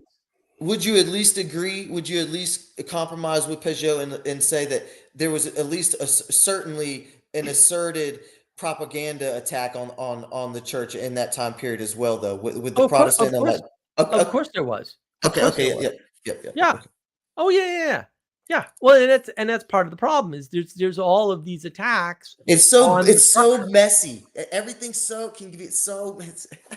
Well, and we try to. This is why knowledge is a trap. Like we try to knowledge our way to an understanding, and we You we're too know, stupid. actually, I write something. I'm gonna read something. You go ahead. You just reminded me of something I read or I wrote a little while back. Let me find it real quick. Okay. But that's the I- problem of knowledge. Like you probably aren't knowledgeable enough to understand these things. And like a lot of people just been told they're way smarter than they are. And I mean like several Here it orders is. of magnitude. Okay, here smart. it is. To your notion, and this is me kind of compromising with you because this was our disagreement was knowledge. It was, because man has not a solution, not a single one. You're not gonna like this. The meta problem was to ever get existentially confused into a mode of being of seeking solutions. We are Right. here to care and to play. Right. No, that's true. Yeah, no, I still hate the word meta, but yeah, right. Oh, wait, wrong focus. Right, focusing when you start focusing on abstractions, and focusing on abstractions is useful and has to be done sometimes. When you start focusing on abstractions, and you just focus on more and more abstractions, that's when you get into trouble. Because now you're not Interesting. acting in the world, and you're You know not what it reminds me? you're not paying attention to your impact.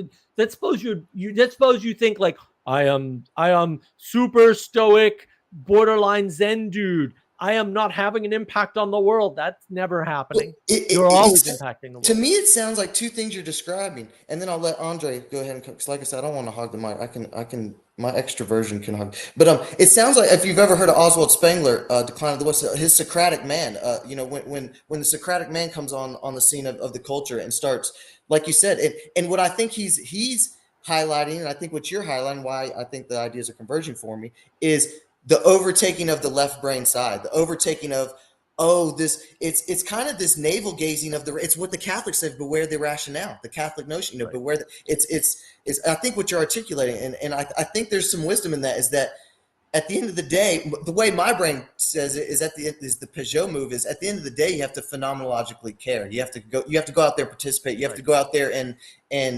embody, remember, embody, shout out Grim Grizz. Go ahead, Andre. Unless I don't want to put you on the spot either. I'm just trying to get caught up. Okay. Well, Mark and I have talked in text about meditation a little bit, but I don't know. I'm a little OCD, so I want to say that I feel a slight guilt for it's not talking more about failure and being on topic.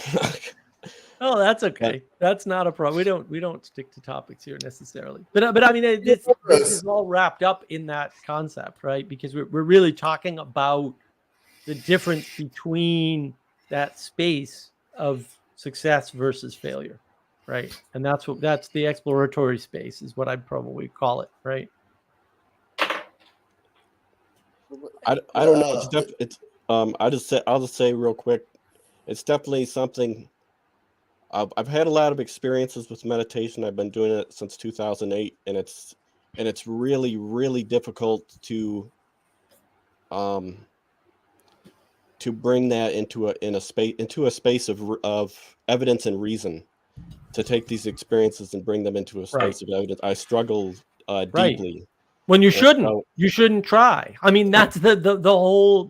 I mean, that's why people are attracted to it. Well, it gets you out of the trap of logic, reason, and rationality. Logic, reason, and rationality create closed worlds. They can't do anything else. They are a video game. That is true. But the world isn't made up of logic, reason, and rationality. Those aren't the primary modes. It's probably, I don't know this for sure, it's probably something like faith, hope, and love. And this goes to McGilchrist's point. I know Elizabeth's a big McGilchrist fan. Yep, Dr. McGilchrist says knowledge is left hemisphere, positive feedback loop. Once you get a little hit of knowledge, it's like a little hit of heroin, baby, and then you want more and more. And the next thing you know, you're paying attention to the abstract knowledge of the world and not to your impact in it. So you can go, again, I'm the Zen guy. I'm not impacting the world. No, you're definitely impacting the world, dude. Definitely. Right. And then you're not paying attention to that because maybe you're like, oh, I'm paying attention to the climate. You're not paying attention to the freaking climate. You're a Muppet. You can't pay attention to the climate any more than I can pay attention to the state of all particle physics at every moment in time. Like, ridiculous. right? I would You say, get caught up in the knowledge. Well, I have the knowledge that electric cars are going to take over the world, even though the math says it's not even remotely ever going to happen, right? I've got the knowledge that the trash that I throw out matters, and so I'm only going to throw the plastic in the plastic. Like, this is garbage. What are you actually doing? You're destroying the world by recycling, because recycling is a scam, except for tin, metals, and glass. There's only two things that are economically recyclable. Everything else makes the environment worse. Everything. Right? And so you think that you're abstractly paying attention to the climate and saving the world when your actions on the ground are doing the exact opposite. And you have been tricked by people to believe that. This is the trap of knowledge. They give you the knowledge. It sounds right to you, but actually it's not right. They're just lying, and most of them know they're lying. Some of them don't. There's a lot of useful idiots who, like you, have been fooled into believing that climate is the thing and that we can pay attention to it. And it's not just climate, right? It's any number of things. And we get trapped in this knowledge abstraction, because all knowledge is an abstraction from participation. And we're not in the participation. Participation gives us a different form of information that we can use to create knowledge. So you can consume knowledge or you can create knowledge. It's up to you. And the creation of knowledge is non-propositional by definition. Propositions do not create knowledge. They either convey knowledge or they only convey knowledge. It could be in or out, right? So you need to participate in the world to get those signals, which turn into information that tell you where you are, that orient you in the world so that you can properly navigate the patterns of reality. That's why it's called navigating patterns. Mark, would you say that if you try and logic or rationalize the things that are happening during meditation, what you're doing is you're changing from participatory knowledge or just mid-participation into propositional knowledge, because you're taking the experience of what's happening to you in the moment and you're trying to form information out of it, and useful information rather than, say, sensation. You're trying to throw premises at it and say, okay, well, I felt this feeling and I saw like this blue orb. Like, what's the blue orb? What does it mean? How does it relate to me? You're trying to identify with it like straight away when it's something perhaps not identifiable. Which you're not supposed to do explicitly in meditation. As well said, Andre. Yeah. Right? You're not supposed to do that explicitly in meditation. Like even in John's series, he talks about that. John's meditation, by the way, is fantastic. Like it really is. Right? He talks about this. Like you're supposed to experience and let go. And that sounds a lot like the Orthodox when they talk about miracles or, experience, right? Sounds a lot like the Catholics too, when they talk about, right? Doesn't sound like the Pentecostals at all. Just not a coincidence, I'm sure. But like the Eastern idea, and we have a very Alan Watts view of the world. And like as near as I can tell, well, Alan Watts is wrong about everything. His total misinterpretation of the East, complete. Flat out, and you can look this up. The discussion about Western Buddhism, not Eastern Buddhism. It's just wrong, right? He seems to be studying with a bunch of exiles from the countries that he's studying from. That should be a little hint. Why are these people exiled from India, from China, from wherever? And why are they here in the U.S.? Because they were heretics to the Buddhist philosophy, or however you want to say it, or spirituality. That's why they're exiled. And so you already have somebody translating the heretical ideas of people who were exiled into some new thing so that the Westerners can understand it, and it becomes Western Buddhism, which is just like I don't understand. Like I love John, but like I don't understand. Has he never talked to a first generation Chinese person about Buddhism? Because when you talk about that, when you talk about it in Western terms, they're like, no, bro, that's wrong. And they'll tell you why and how. Like, it's not that much of a mystery. They're like, nah, you're not understanding the Tao correctly. You're not understanding the idea of no thingness correctly, right? Because it's just a bad translation at the end of the day, right? You're not understanding these concepts because they've been mistranslated. And maybe that's the best translation that you can do. But to Andre's point, when you propositionalize something, you reduce it. And you, to some extent, dissect it and destroy it and kill it. And that's a problem. Like I can't explain to you my experience doing savoring, for example, outside. I can't explain it to you in any way that will have any relationship to you. I just want to say real quick, any meditation teaching that's ever existed, though, is propositional, which means somebody went and did that. And so if they can do it, why can't you possibly do it better, even though you're never going to do it perfectly? That was gonna be my point, as well as John does make the distinction, and specifically in his miniseries, is the language of training versus the language of explaining, Mark. And then the second is the first thing I wanted to start was, congratulations, Mark, is on moving me on in a Socratic way with this conversation on the notion of knowledge is intrinsically good. That was great. That's in an hour or so. You've definitely moved me. I've compromised. I understand your point much better now. Good. But anyways, to back to where we just were is, and then the other thing was I would also to try and defend JV to the little, I'm off the edge of my knowledge here as well, to be too fair. The to the extent of the Eastern philosophies that I'm not that well read, that I would stand on that. I was very young and beginning in those stages of trying in that part of my spiritual journey. But what I would say is JV definitely he's the one thing he harps as that. First of all, he does reference Nishitani. That's one of his specific go-tos. Yeah.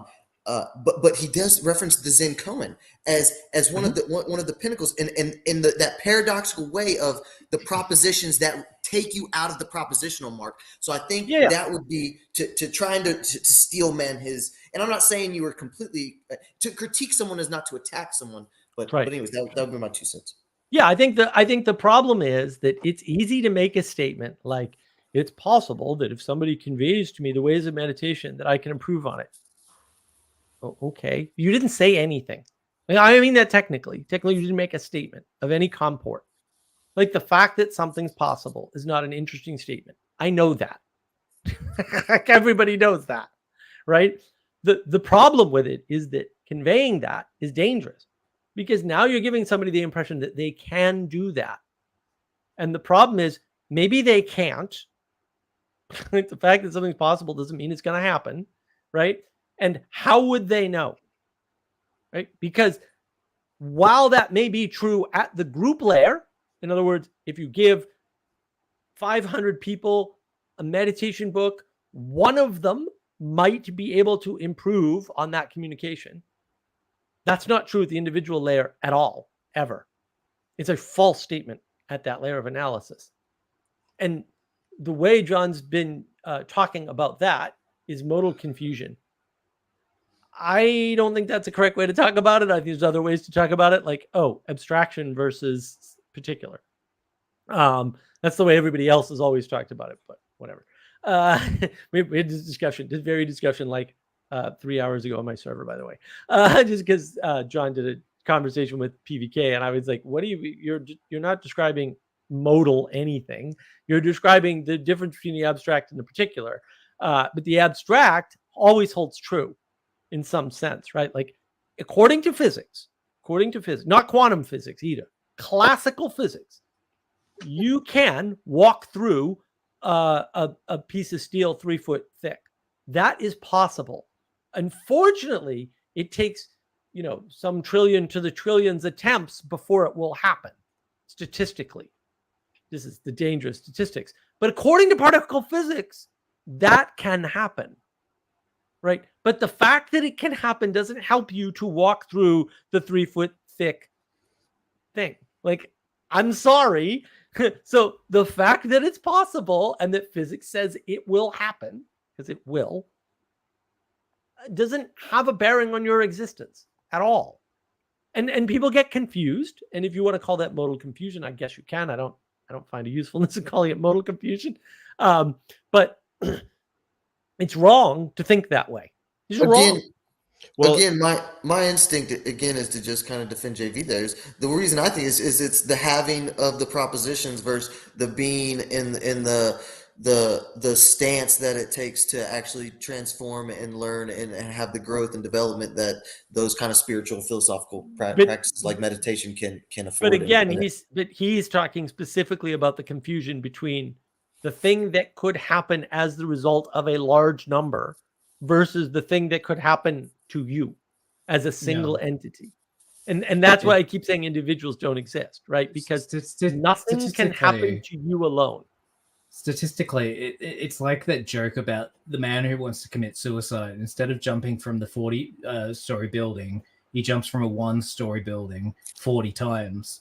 Right. And at some point, he's like, well, what if I change my mind? Like, yes, it's possible. Right. And it's possible after the 40th jump, he can die. But if you're relying on those numbers, then it's incredibly improbable. Just like walking through like a steel beam using Newtonian mechanics. I don't disagree with statistical improbability, and I would say that you need science as robust as possible to prove that you're not to get out of the try to get out of the abstraction. And no, science can't get out of the abstraction. Science is all about abstractions. Science doesn't work on the level of the single. It doesn't actually function there at all. Like I have a video on metaphorical versus literal truth, right? And in that video on navigating patterns, it's the greatest YouTube channel ever. I basically have the thesis that the thing that doesn't exist is literal truth. It's a dead concept from the word go. And I have a proof in that video of why that is the case. It's right? a paradoxical term. It's a paradoxical term. Go ahead. Well, I just say it's pretty difficult to argue that propositions are absolute truth. Right, but again, right? That doesn't matter. The confusion is in between what you, as a single person, because you're not an individual, can do, versus what could happen. Like what could happen is usually a statement about a group of people and a statistical likelihood. It's not a statement about your capabilities and your experience. It's not about that. And you cannot derive your capabilities and your experience from a statement about what would happen from a group. And again, if you want to call that modal confusion, you can, I guess. I don't see the modality in that. But that is a confusion. Everybody seems to have it, right? This is why people are like, well, Elon Musk, man. And look, I mean, I've met lots of people like this, especially on Discord, which is ironic, but I've met lots of people like this. They're like, well, I'm as smart as Elon Musk. I don't argue with them that they're as smart as Elon Musk. I don't know Elon Musk and I don't know them. That could be true, right? What I argue to them is that, yeah, but you won't sleep under your desk. And you know what they do? They all go, you're right. And I'm like, well, then you shouldn't expect to be as successful as Elon Musk if you can't do all of the things that Elon Musk does. But that is definitely one of them. And so the knowledge aspect of Elon Musk is completely irrelevant to his success. I will argue that all day long. And if you don't believe that, tell me whether or not you believe Trump is smart or stupid. Because a lot of people think Trump is stupid. And I would be like, all right, then that proves you don't need knowledge or intelligence to be successful, at least not monetarily, right? That's what that proves. And I can point to any number of other people for that example and go, yeah, this guy ain't so bright. And Nassim Taleb in his books talks about this. There's a trader who trades in green lumber. He doesn't know what green lumber is. He actually thinks green lumber is something other than what it actually is. But he's a super successful trader. Why? Because the knowledge is not relevant. It's not relevant. What's relevant is the experience and the doing and the being mode stuff. The having mode stuff, which is propositional and knowledge-based, is not actually important. It just doesn't matter at all. I would say there is something to be said about the idea of, for example, for modal confusion raising the chance of success. For example, to give an example, I started writing a novel and years ago, and I was delusional and thought, oh, I'm gonna be a bestseller, and that drove me to finish the book. The book was terrible, but Good for It you. drove me, Good for you. but I don't think I would have finished it if I hadn't revved myself up on, I think, Sure. what modal confusion. So I think that there's something to be Well, said about but that's the not chance of necessarily modal confusion, right? That's just it's- you thinking you can do something that you can't do, right? And look, everything you haven't ever done is something that you cannot do. Everything. That's the better way to think about it, right? Because you can't do things until you've done them. And people don't like that because we live in this video game world where we want, like, oh, if I do these moves, this thing is going to happen. We don't live in that world. We're never going to live in that world. That world has never existed and never will exist.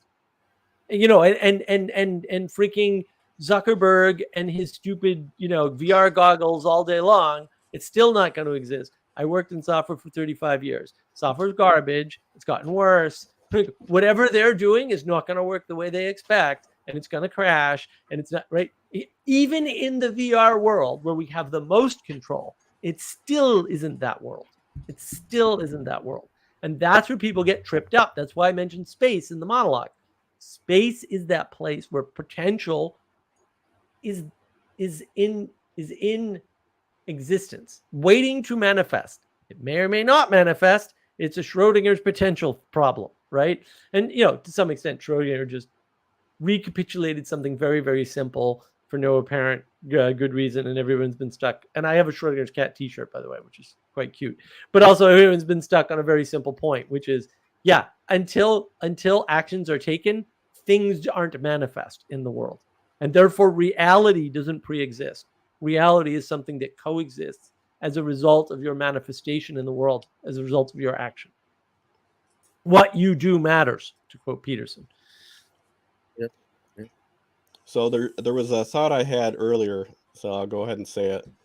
On some of the stuff we were talking about earlier, this idea of being too stuck in knowledge in the propositional, it seems like that can obviously go along with lack of conversation, and you talked about how people have a tendency of, with failure, they judge themselves too harshly, and then they fail more. Well, in the metrics of success, maybe we could put it that way, and I think that connects to being too propositional and not enough in conversation, and that connects to some of the trolls we saw. Well, I don't even know if they would consider themselves trolls, but they considered themselves philosophy gods. So they kind of had that kind of complex. They come onto the Awakening from the Meaning Crisis server. Sometimes they really pissed off Andre, and I think of maybe 4 different guys. They just happen to be all guys. Snakes. But oh yeah, and the last thing was, they got stuck in bad faith communication, right. Or they were stuck in this bad faith communication versus good faith communication. Not to say I have a perfect definition of these terms, or a good definition of them necessarily, because you get really complex with those terms. But and I think that that really goes along with the idea of being stuck too much in the propositional and not enough in conversation. Conversation's purely propositional, though. That's the conversation is purely propositional.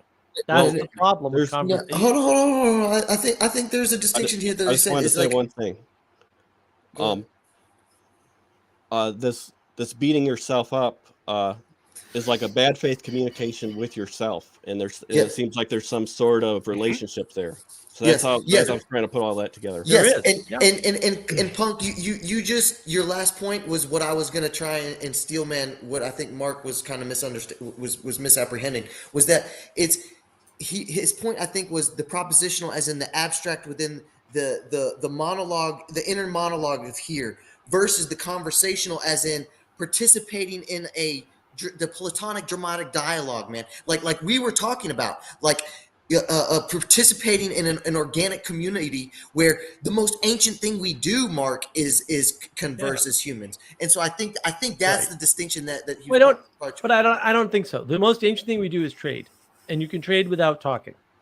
And then that's what people miss. Like, no, all the evidence is there's trade without communication. In other words, trade is actually a form of communication. It's just that we've reduced communication to language. And communication is way richer than the language. And Yeah, that's but see, actually- I would hear. All right, so here's the rub with me then is I would say there's a both and here that the culture and the wisdom that is affording these primitive Homo sapiens that are doing the most primitive artifice making and symbolic representation and local trading and communication intertribally. I'd say that is you're getting. It's so blurry there with it's not tribal. what we're describing as wisdom and the meditation and the go ahead. Yeah, it's not intertribal. I mean, that's part of the problem is that the richest forms of communication are not spoken. And there's different levels of spoken richness. So, for example, a lot of people misread my passion as anger. And like no one on this stream has. No, there's a continuum. There's a continuum. Well, it's not even a continuum, but there's a subtle difference. And I would argue it's not subtle. If you heard me angry, you'd know it. And you'd be like, ah! If you think my passion is anger, if you heard me angry, you'd be traumatized. And people have been, by the way. That's happened. Because they're just not expecting. Can confirm. They're not expecting that range. I have a pretty good range, right? I can also do 8-hour live streams. It might be a hint as to, I'm not your typical. I agree. Right? I agree. There's a more fundamental. But hold on, Matthew. So when we talk about communication, here's the problem, right? So well, I'll just afford you the point of there's a spectrum or whatever, right? That's fine. There's a continuum. That's the continuum. Sorry, that was the word you used. I'll use that word. So I'll afford you the continuum argument. That's fine. Here's the problem. When you say conversation, are you talking about a Reddit thread? Are you talking about right? Are you talking about I'm talking about these. I'm talking about this. Right? Or are you talking about voice only on the Discord server? Are you talking about voice and video on the Discord server? I get right? point. Because every time you go up a level, right, you change how much information is available in the moment. And at some point, right, so people talk about this all the time. Sarcasm doesn't work in text. Mm-hmm. Does anybody understand how mind-bending that is? That should be a nuclear moment for you. Why doesn't sarcasm work in text? You could meditate on that for weeks. No, it takes 10 seconds. How does sarcasm work? What does sarcasm do? Sarcasm flips the meaning of a word all by itself. Mm-hmm. And it is not located in the propositions ever. I can say the same thing twice and change my tone, and you know it's sarcastic in one case, in which case you flip the meaning, and you know it's not sarcastic in the other case. So when you say conversation, what do you mean? Because some people say, well, we're having an ongoing conversation in my Substack thread. Okay, I'm not going to say you're not having a conversation, but I am going to say, what is the quality of the relationship that you are having in your propositional communication? Now, I would say that is a function of what I call intimacy, the quality of the relationship, right? And so communication is not one thing. And you can't reduce it to one thing because you don't know what the hell you're talking about. And neither does anybody else. Now, the problem with that situation, this happens all the time. Listen to Brene Brown's TED Talks. You'll hear her do this. When I say conversation, you have an image of exactly what I said. Right? Unfortunately, you in the plural also had an image of what I said, but it's not the same. Because I just demonstrated to you that conversation can be, I wrote a Substack article, some people commented on it. It can also be this. We're live on voice and video.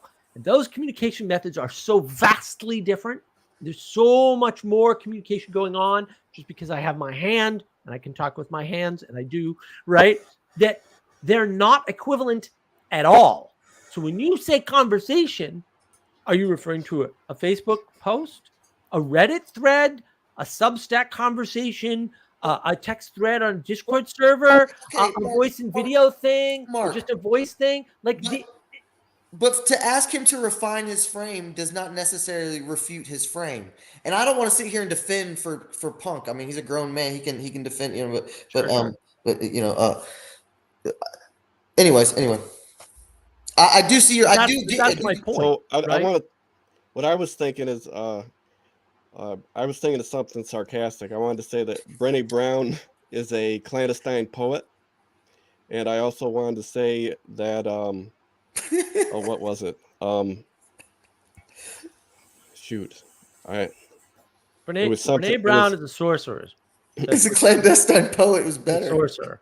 You know, as it.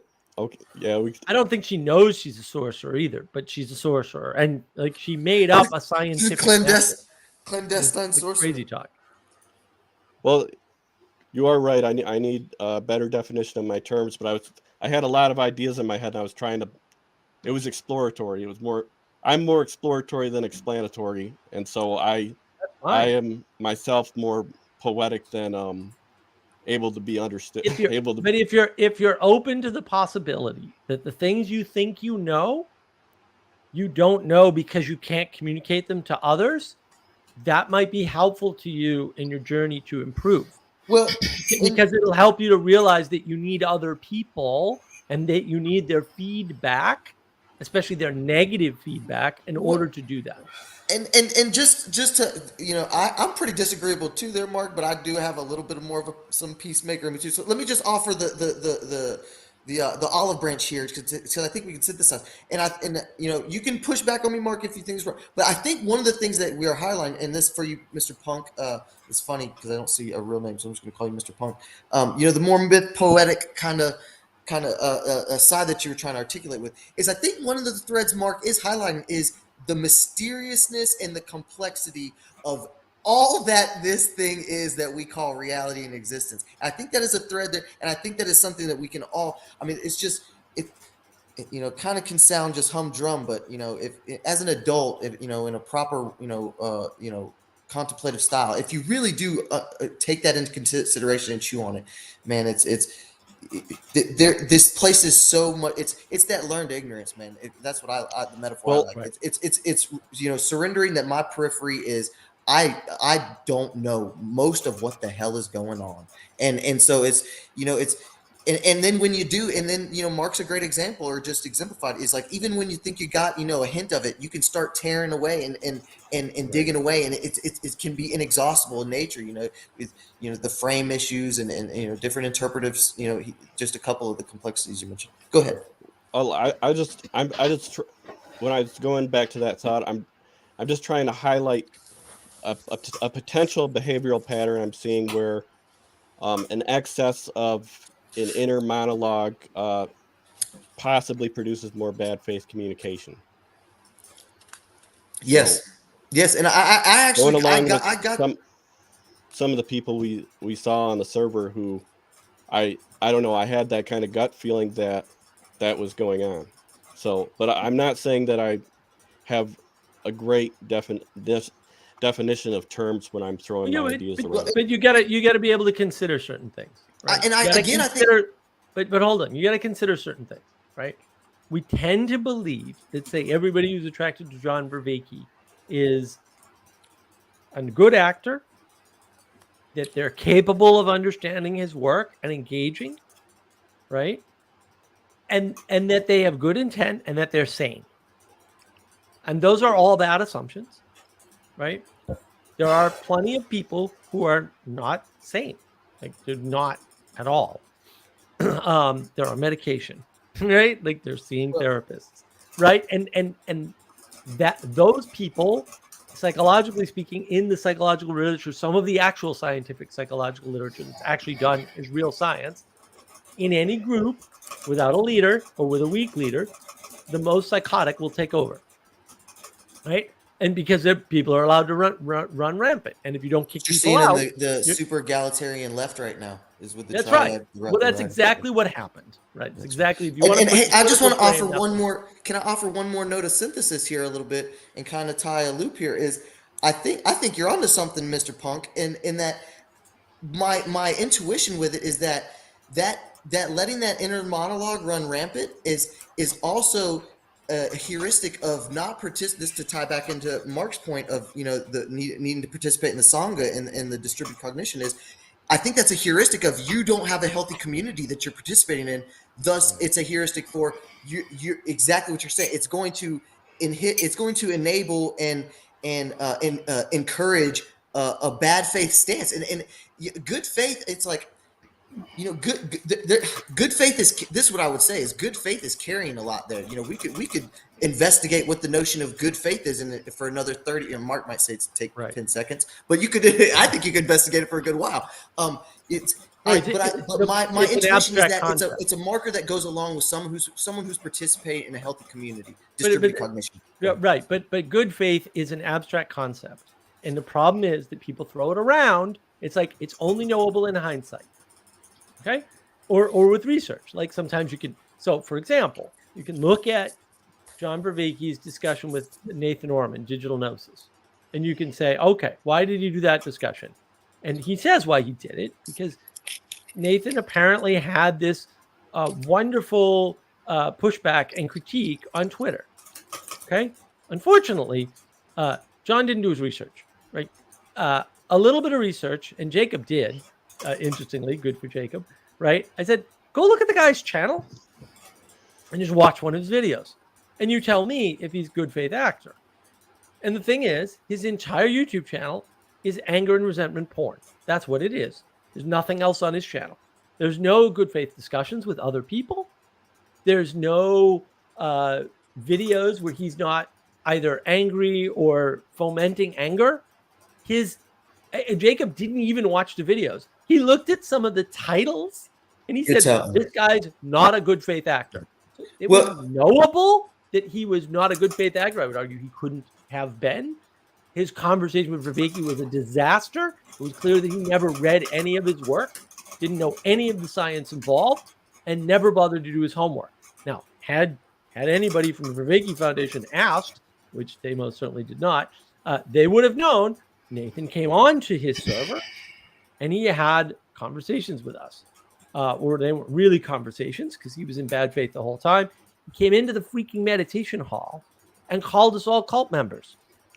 And this unfolded over a very long period of time. It was at least 30 or 40 minutes. And he was the first person to get booted from that server, as I recall. It reminds me. You could have known in advance that he was not good faith. The problem is everybody assumes good faith. This is the redemption I was talking about earlier. Everybody's trying to redeem people and say, oh, no.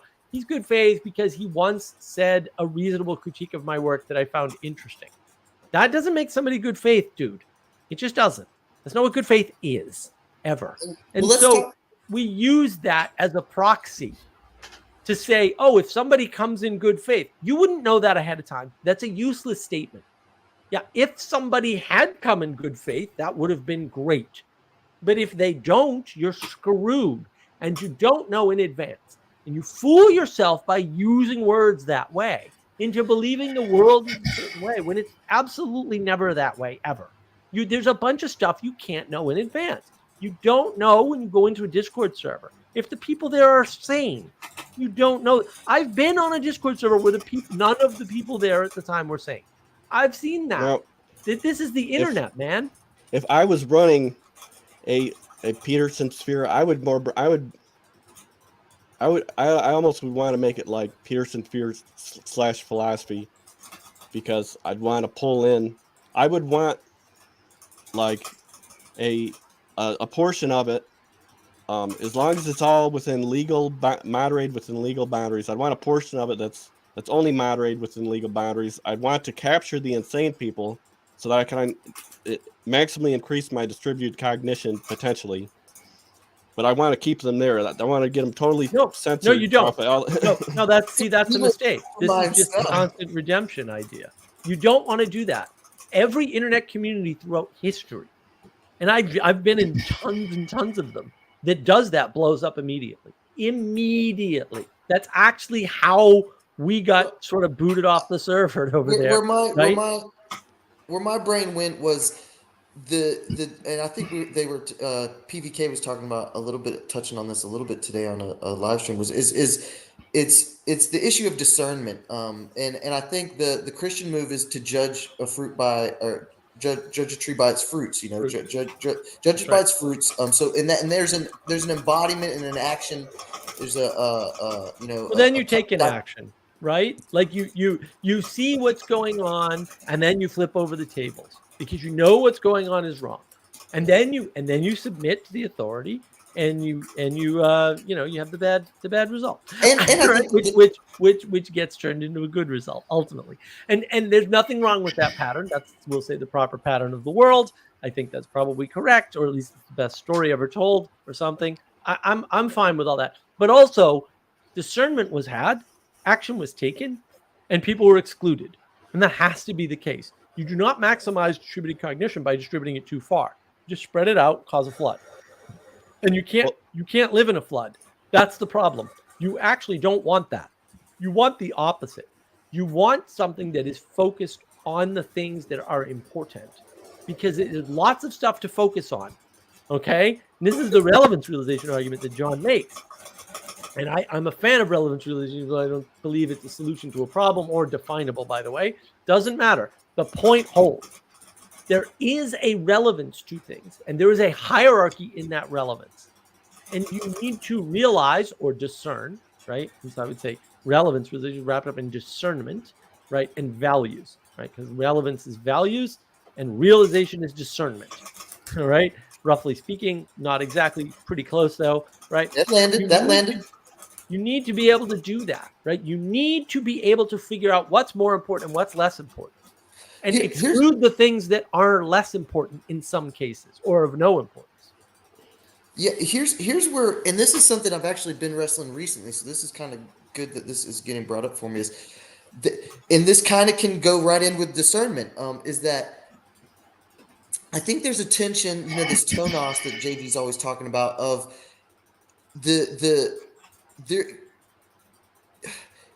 and this does kind of align with the discernment on, like you just said, on like the notion of it highlights, emphasizes why you need a little bit of disagreeableness. You know, shout out to Jacob for being able to, you know, go in and say and see, and like you said, flip the table.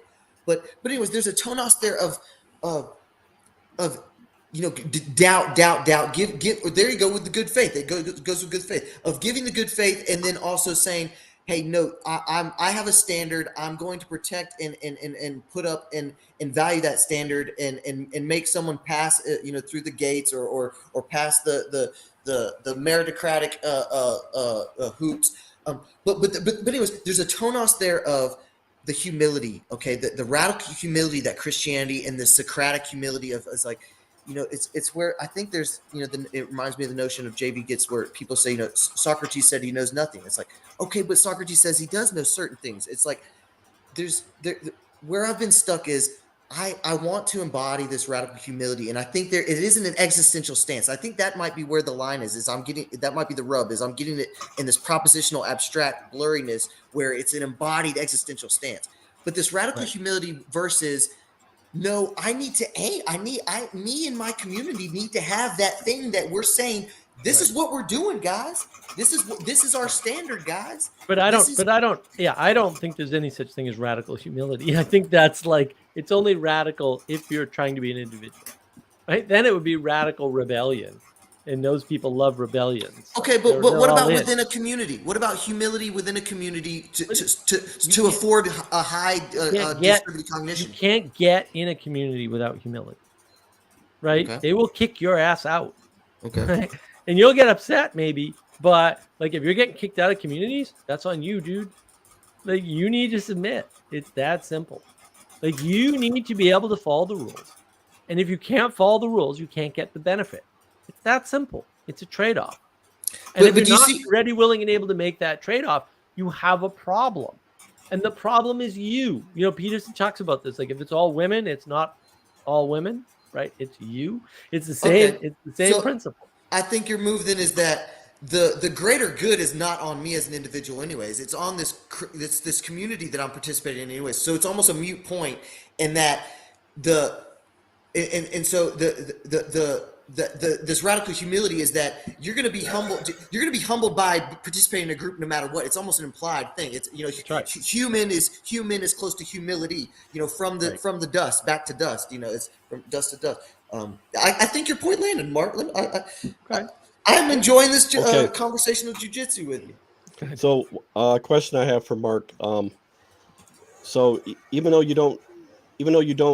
good faith communication and bad faith communication are, we could say in hindsight, what do you think about intuiting them in real time? I do it all the time. But I bet you can't. I bet Matthew can't. Most people can't. That's great. I can do it. I'm pretty good at it. I'm not 100%. I'm pretty extroverted, and I was in the criminality lifestyle for almost 7 years. I got a pretty good gauge on, but I accept your skepticism. Yeah, I mean, look, most people come in and they go like, well, this person's here. They're on the Vervaeke server. They must know something about Vervaeke, and they do, right? And or this guy on Twitter, like, I've read the Republic several times. Okay, bro, show me in the Republic where Plato's cave, what anybody escapes from Plato's cave, or show me where anybody can, right? Because Plato's actually pretty explicit about this in the book. You can't escape from the cave. It's not an option that's available to you. The return to the cave. The whole idea is, imagine if somebody could be released from the bonds. In other words, you can't be released from the bonds. And that move makes no sense unless you understand the end of book 7, which is the point of the book, right? And that move is you have to remove the philosophers, the true philosophers, right? Not the sophists, they're the evil guys. To remove the philosophers from their movement towards the good, explicitly. We're out of the cave. The cave parable is long gone. It's the beginning, the very beginning, opens with the cave parable. Right? That parable falls away pretty quickly, actually. You have to remove the philosophers from their individual movement towards the good. And Glaucon immediately objects and says, dude, what are you doing? You can't do that.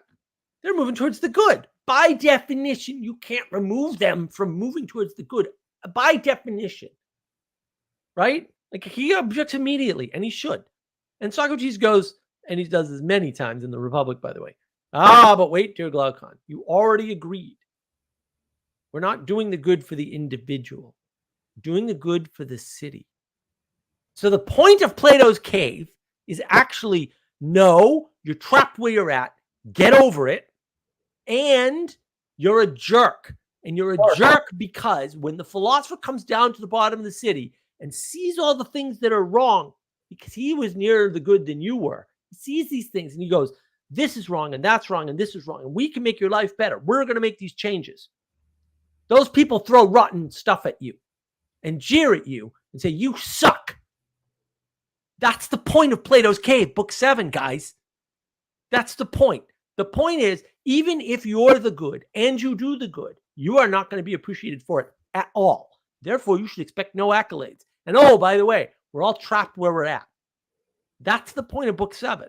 This is not some story of breaking free from the bonds and like fighting the machines that are going towards Zion. It's the opposite point. It's getting actually a cookie. The opposite point. But you also have to understand.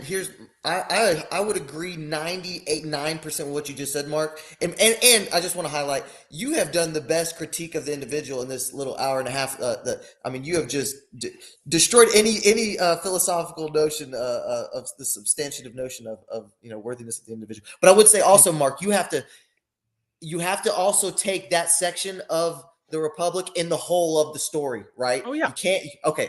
Because that you can't just navel gaze on that section and just be like, well, there it is, because it is in the whole of. But look, Matthew, people are navel gazing on the first few pages of book 7. I was just making sure you weren't doing the same on the back end. No. But that's kind of my point. Is that the point of the Republic is that if you care about justice, you can't understand it except from the perspective of a city. And And you can't I have also that perspective. and I think the JV and Socratic move it's that tonos. That's why Socrates takes you into the city, is because to say if a single person, I'll use your word, if a single person is going to best wrestle with the notion of justice, it's going to be at this fractal level of doing it through the layers Right. of how society works. But I would also say, just to toot your horn one more time, is what I think you're doing, to bring back the accusatory language of you navel gazing on the end, is that, and this is what JV nails, and what I try to tell is, like, this is kind of the blessing and curse of what I call TLC. I know you don't like that name, is that return to the cave, the reminder that evil beats good most often. It's what you were just saying. It's like the good takes its lickings, and that the return, what I call getting the grease on I'm a mechanic, getting the grease on my hands and elbows, and dealing with the mundane conversations, and seeing if I can get the sprinkle of the good in there, maybe, and God bless it, and the grace if it happens. But it's the return back to reality. It is that end cap, that is such an emphasis point. So I do want to give you your credit. You get the good by doing good in the world, not by talking about it.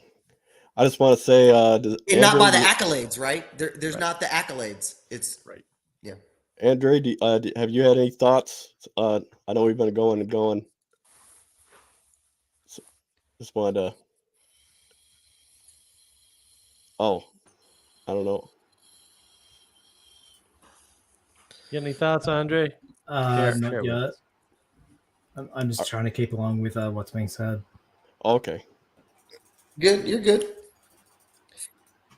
Now, I have a Plato's Cave Search and Rescue Crew t-shirt, and it's so, like, arrogant. It makes me shameful to own it, but it's funny at the same time,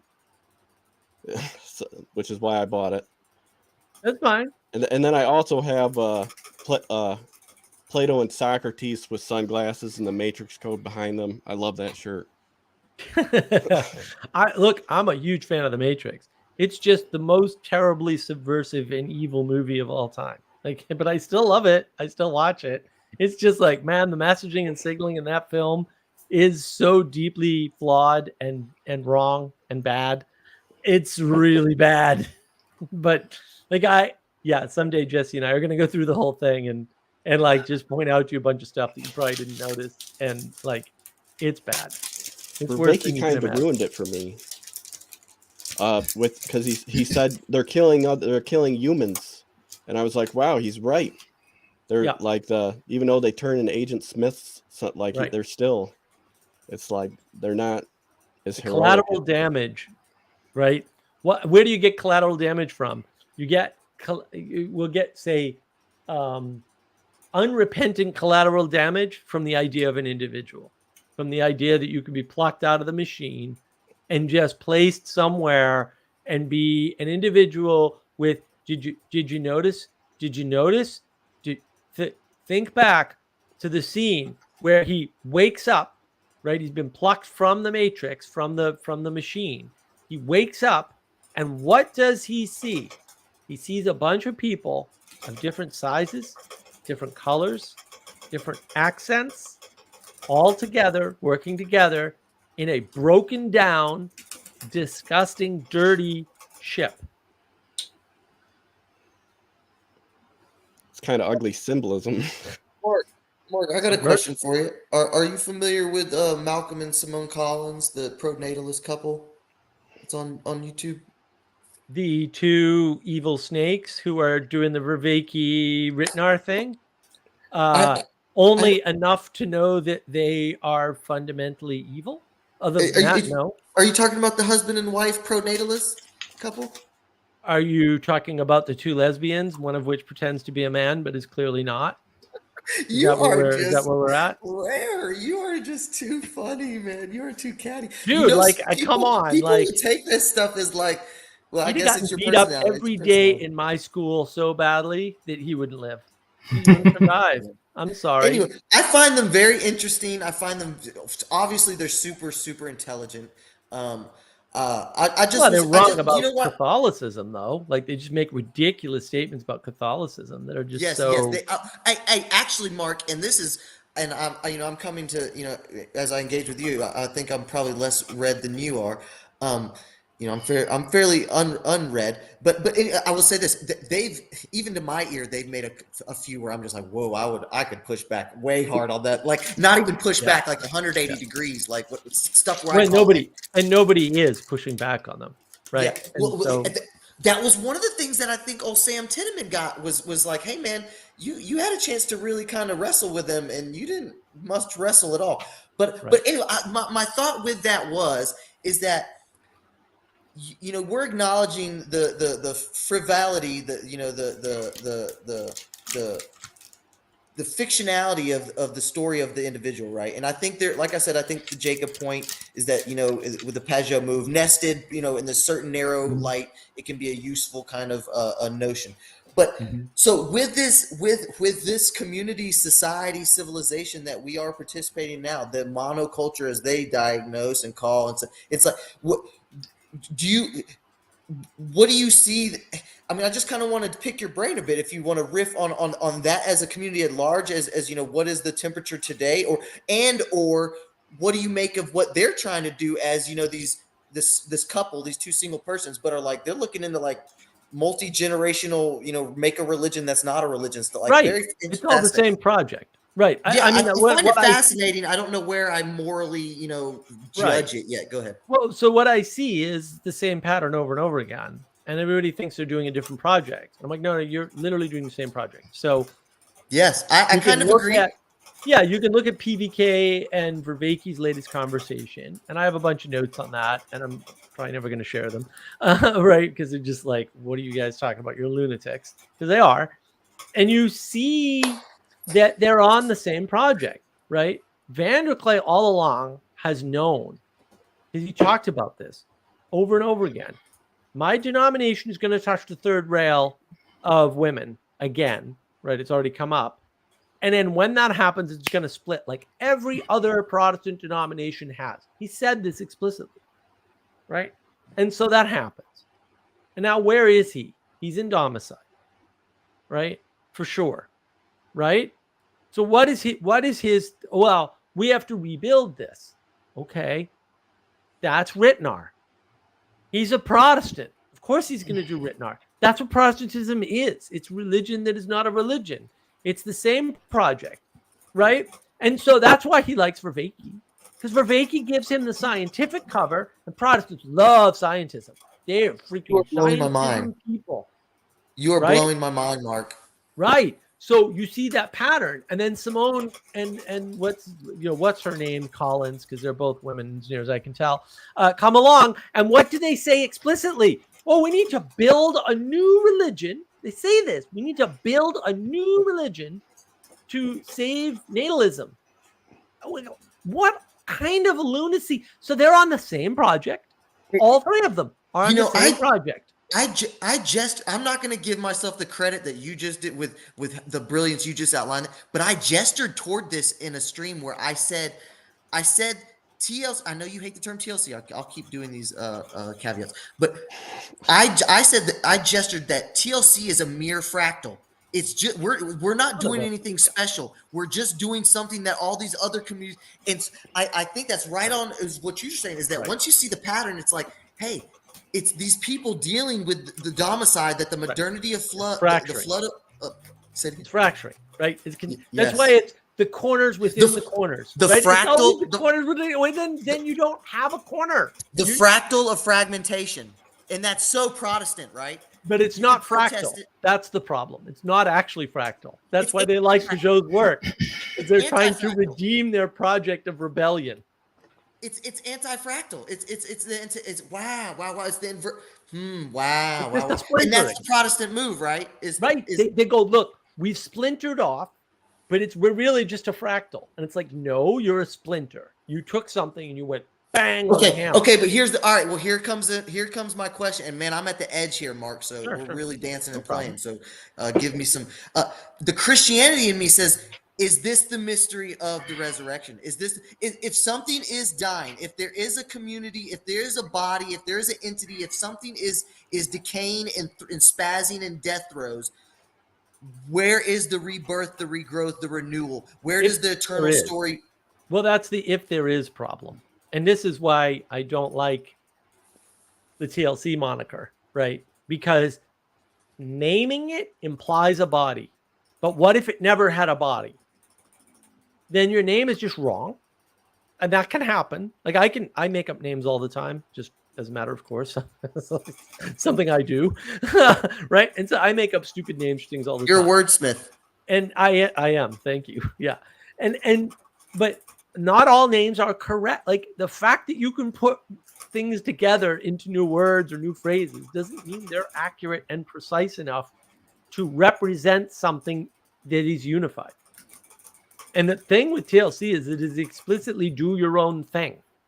Yeah. And actually this is something that I think I've kind of got the hint of, is that there's an anti-leadership to PVK. It's this leader that doesn't want to be a leader. It's like, exactly. It's like that there's that can work to an extent, but it's like at some threshold, any leader that I've ever been a part at some takes the horns and says, you know what, this is. But you've got a following. And when you have a following, when you create a following, whether you do that explicitly or not, you now have a responsibility, and you need to take that responsibility. And I don't want to be I don't want to be overly critical, because it's a huge thing. I mean, it is a big decision and leap. Who the hell am I?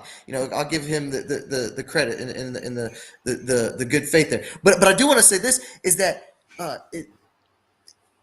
there. Oh, I just lost the thought of we were just I just lost the train of thought. That's all right. Yeah. That's all right. But I mean, it is that pattern of splintering and that pattern. Yes, there you go. You just nailed it. Okay, so it is this. It's the Protestant move, right? It's when you can just sit there and revolt and critique and fragment and splinter it's and nail. Yeah. Right. And so it becomes when is this a new thing, and how does a new thing? Yeah. Right. Well, the problem is there's always new things. And this is the difference between being is good and emergence is good. Vervaeke is not a being is good guy. He's an emergence is good guy. And I was going to say too. Is the Protestant move of you can protest anything is that's right aligned with the authority move. Is once you protest, once you've protested authority, then that's, well, am I the authority? Well, I don't even know who the hell am I. We just talked about how that's why they denigrate the authority and authenticity crisis. They're so aligned. It all converges there. Well, you have to have an authenticity crisis if you have an authority crisis. Yes, amen, brother. I've been saying that in my head for a year and a half. I'm so glad to hear. Yeah. Extended cognition. They're the same thing. Right. Yes. Right. And that's why you listen to the PVK Vervaeke conversation. They talk about this. Oh, you can't self-identify as an authority. Well, no, of course not. Right. That doesn't make any sense, but they don't resolve it. Right. And so what happens is you listen to that conversation, you go, oh, that's really smart. They didn't give you an answer. That's not smart. Like in business, if you come to the boss and you say, I see a problem, and you don't have a solution to it, the boss tells you to go away. A good boss will, right? Because there's no solution, then what the hell are you doing? Well, to be fair, I would say they're wrestling with such a deep and perennial issues that there is an apparatic element here. There is an apparatic element. I will say this, Mark, because there is a paradox of this. We just mentioned it. Is that the best leader in my look? This is someone who's been in sports and in different communities in my life. Who the hell am I? But from my experience, the best leaders are the leaders who don't want to be the leader, but then at that threshold, they do decide they will, and then they do. So there's this paradox of imminence and emergence. I mean, maybe I don't look. The best leaders that we know about in history did want to be leaders, and they just did it. Like Steve Jobs is a jerk, but he's a damn good leader. But also he was a jerk.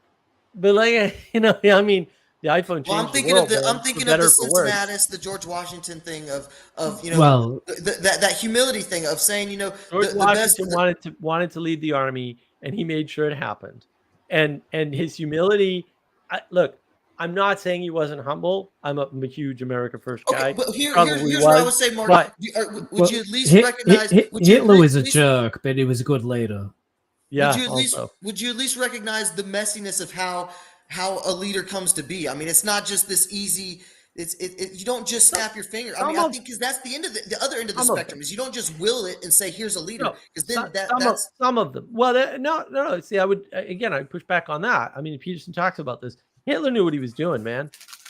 Everybody talks about these geniuses of the 20th but even century. that, but no, Mark, because I can balance that with there was also a cultivation of an environment that there was multiple dynamics of factors that No great man. Because in the same speech, JP says he reacts and plays to the crowd. There's a dynamic dance. So there's a dynamic after it happens.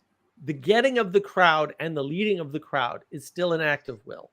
There is no great man. I don't believe in the great man theory, right? There are great men, and any one of them could and may become a great man. This is that modal confusion thing we were talking about earlier, right? And so, and this is the point. Like, if Hitler hadn't been born, the same thing would have happened in Germany. The question is, would it have happened as efficiently or as well? But the fact of the matter is, what played out in Germany was going to play out whether Hitler was there or somebody else was there. And to the degree we're also right. And so again, you're right. Two things come together, right? One from the top, one from the bottom, whatever. It doesn't matter. Two things come together, though, and a bunch of things happen as a result of that. And that is not something you can understand using logic, reason, rationality, because those tools aren't sufficient to grasp something that complex. And it's the difference between complexity and complication.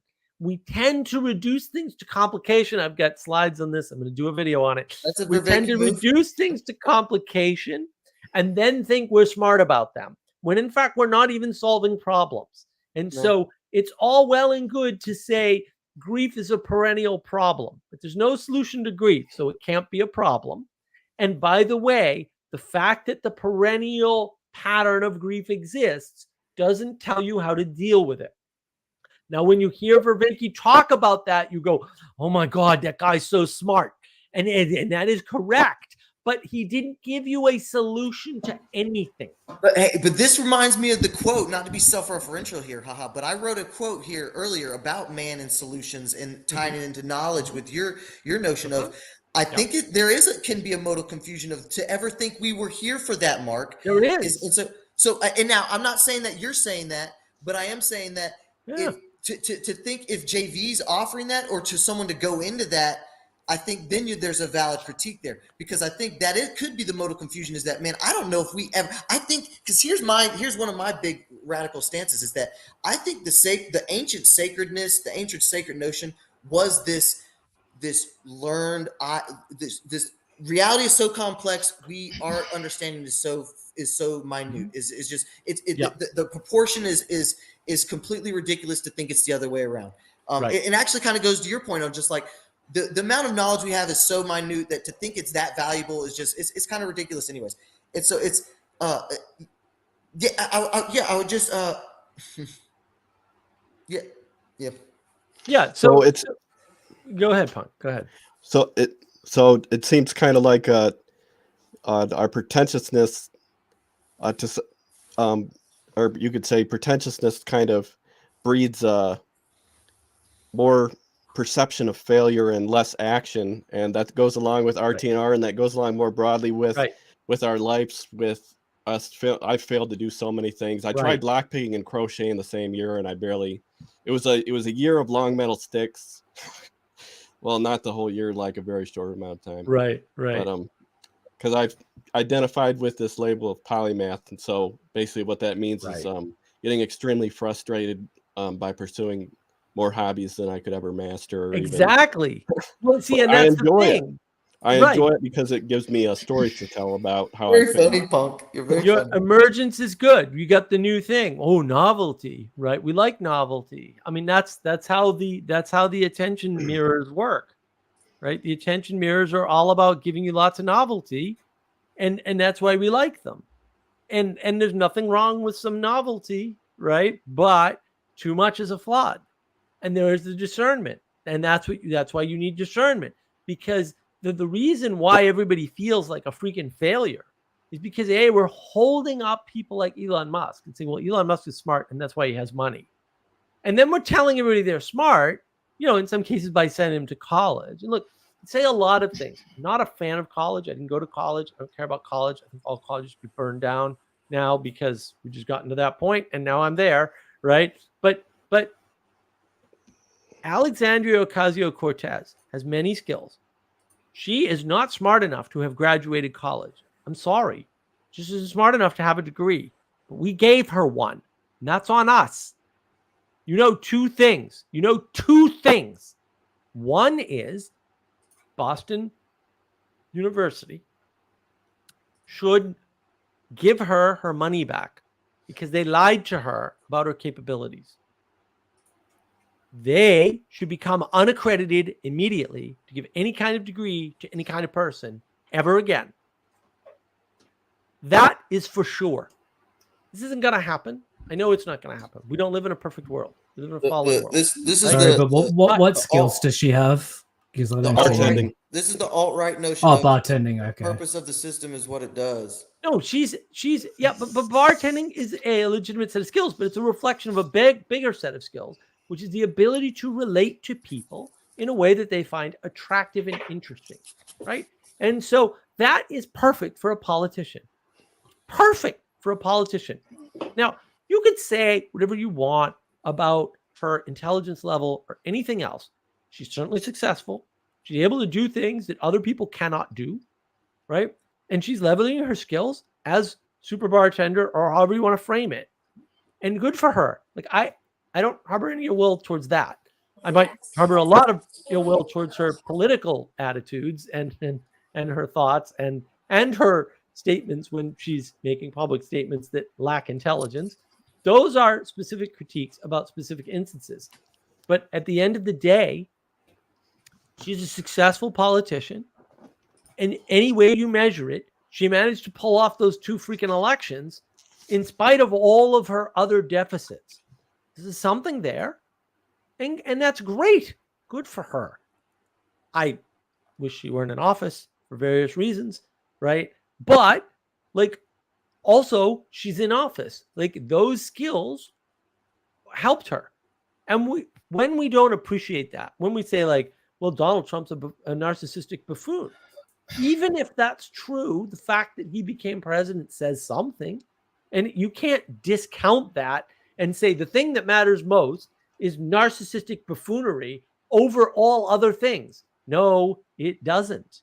Lots of successful people are narcissistic, and lots of successful people are buffoons. For univariate fallacy. Exactly. And that's the reduction of the world when we compress Elon Musk down to the really smart guy. It's the left, and it's the left brain move too. It's the left brain move too, and it's the lazy.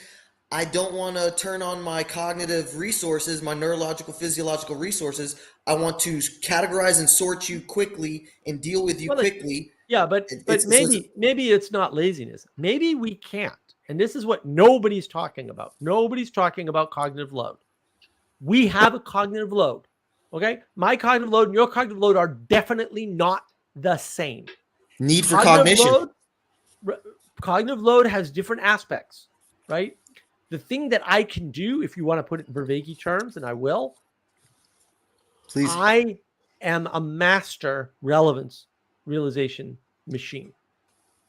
I can read something or look at something or listen to something and figure out the relevant points. Now, I have huge blind spots in that, for sure. There are certain types of relevance I don't recognize at all because I'm very focused on accuracy and precision, just because various reasons, right? Data. Yeah. Well, I'm very focused on data over people. That's for sure. I'm super, super ruthless, which is just efficiency applied to people. Like when you're efficient with people, you're ruthless. You don't care about them correctly, right? You have a lack of intimacy, right? You have a lack of quality of relationship with them. Very modern, by the way. Go on. Maybe materialistic is a better term. Maybe. Right. And so what ends up happening is we all have different sets of skills. So I can pick up a book and read it and figure out, oh, that's the most important sentence in this chapter. Oh, that's the most important point in this book. Okay. And I have read whole book critiques where no one picked up on those things. And I have taken them to people who are experts who went, oh, wow, I never saw that before. That's amazing. I don't know how I can do this. I have no idea. Other people can't do that. Now, it's walking down the street on Cape Cod years ago. My buddy has an eidetic memory for numbers, and I hate numbers, and I don't get along because I'm dyslexic, among other reasons. But he also has a way of paying attention to the world around him that's fundamentally different from mine. So I can roughly tell you where people are and how many people are on the street and where they're walking, where they're going to be, right? Object detection, all that stuff. Very good. We walked past these two girls, and, one of them was pretty good looking. The other one wasn't bad looking, right? So I kind of noticed them, whatever. And he goes, they're having an argument and that one lost. And I'm like, how on God's green earth can you possibly know something that specific and ridiculous? And he explained to me all the details he caught that I missed that sort of proved his point. And I was just like, I can't do that, right? You just have a skill level. Now, the problem with cognitive load, and there's many more, right? Some people are good at math, some people are better at reading, some people, right? On and on and on. Cognitive load is a huge subject, right? The problem with cognitive load is it changes day to day and hour to hour for you. And you're never going to know. Like I know this. Some days I go, oh, my words aren't wording, or my memory is not doing the thing, or whatever, right? And so I know I'm kind of down here. I'm not up here today, or in this particular moment, right? Or after a meal, right? So your cognitive load is changing all the time. And with this individualistic self frame, we don't recognize that there's a lot of change throughout the day, just with your sugar levels, if you want to make it materialistic. You're not getting around that ever, by the way. The fact that you know about it doesn't mean you can change it. And we don't account for that. It's the gauge we don't thing account again, for the too. variation, It's right, the gauge between people. It's the gauge problem again. It's the complexity of what you are, and that deficiency is that you need a complex system of a community and other humans to be living alongside and engaging with and wrestling with, And tell you that. Right. Yes, to even notice it, or to even start to address it, right? Because to notice it is the beginning of fixing it. You can't do that through self-reference. Look at Sally Joe sees psychic space dragons, which you can buy on my store, by the way, right, markofwisdom.org. Right, at least most Tuesdays. Psychic space dragons happen every day, Sally. How come you can only see them on most Tuesdays? See, cognitive load's really important because we don't realize it's changing for us. Sometimes hour to hour or minute to minute. And it's different day by day. Like we wake up with a different cognitive load sometimes. But also we don't recognize other people's cognitive load. What are we missing? I don't know.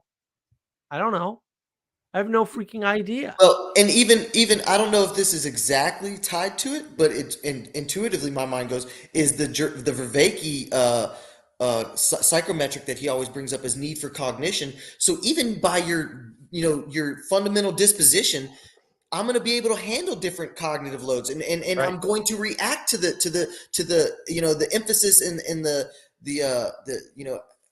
different spectrum that I'm experiencing. I'm going to react to that differently. It's the same biodiversity kind of argument. Exactly. And it is wrapped up with biodiversity. If you believe in the quote evolutionary theory, which isn't a theory, right? But it's a natural selection theories, hypotheses, unscientific or unfalsifiable ideas, and a bunch of inference. By the way, that's when they talk evolutionary theory. They're talking about that.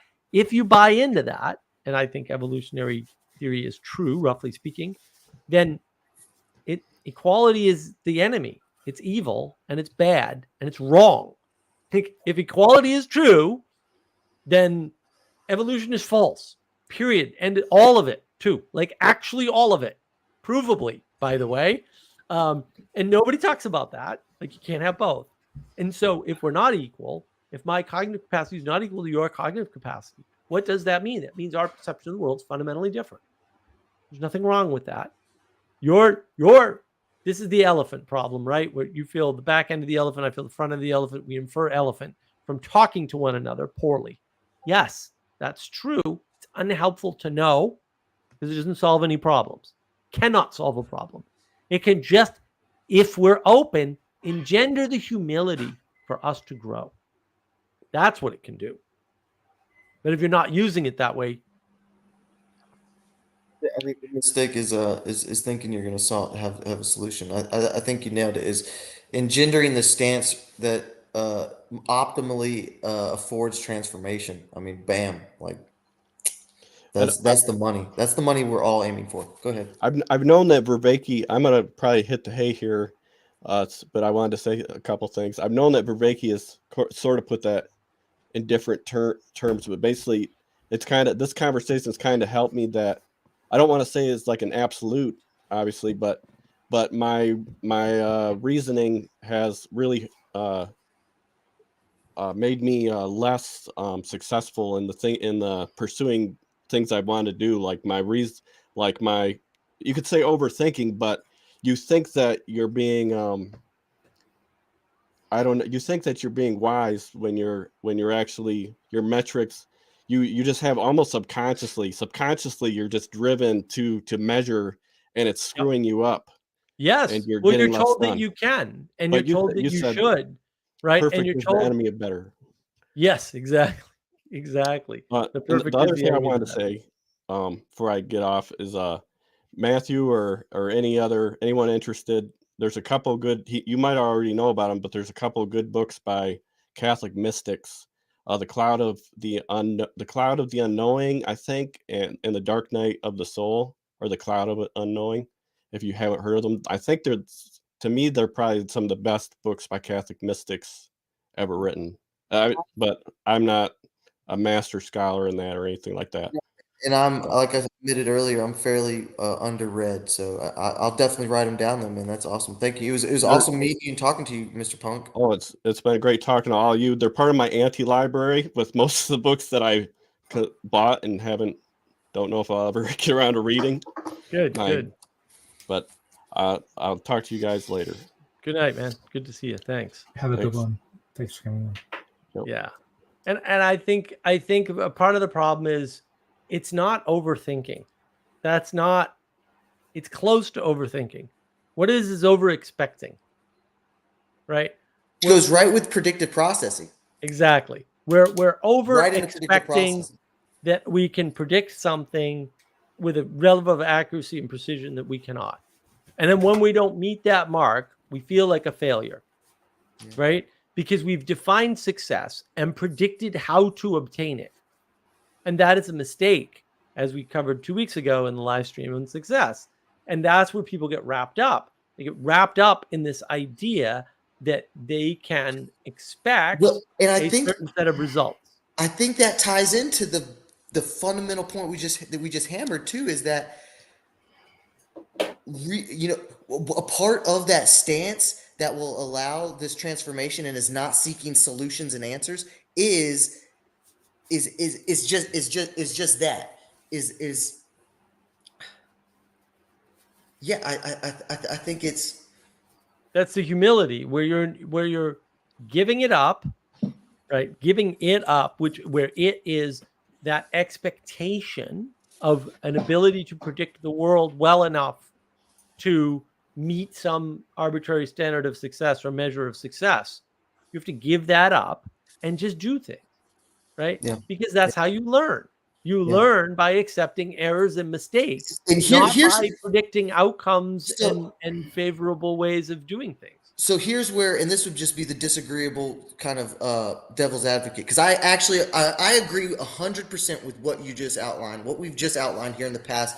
Really, the whole, most of we've had some different disagreements, but in the past 5-10 minutes, I 100% agree.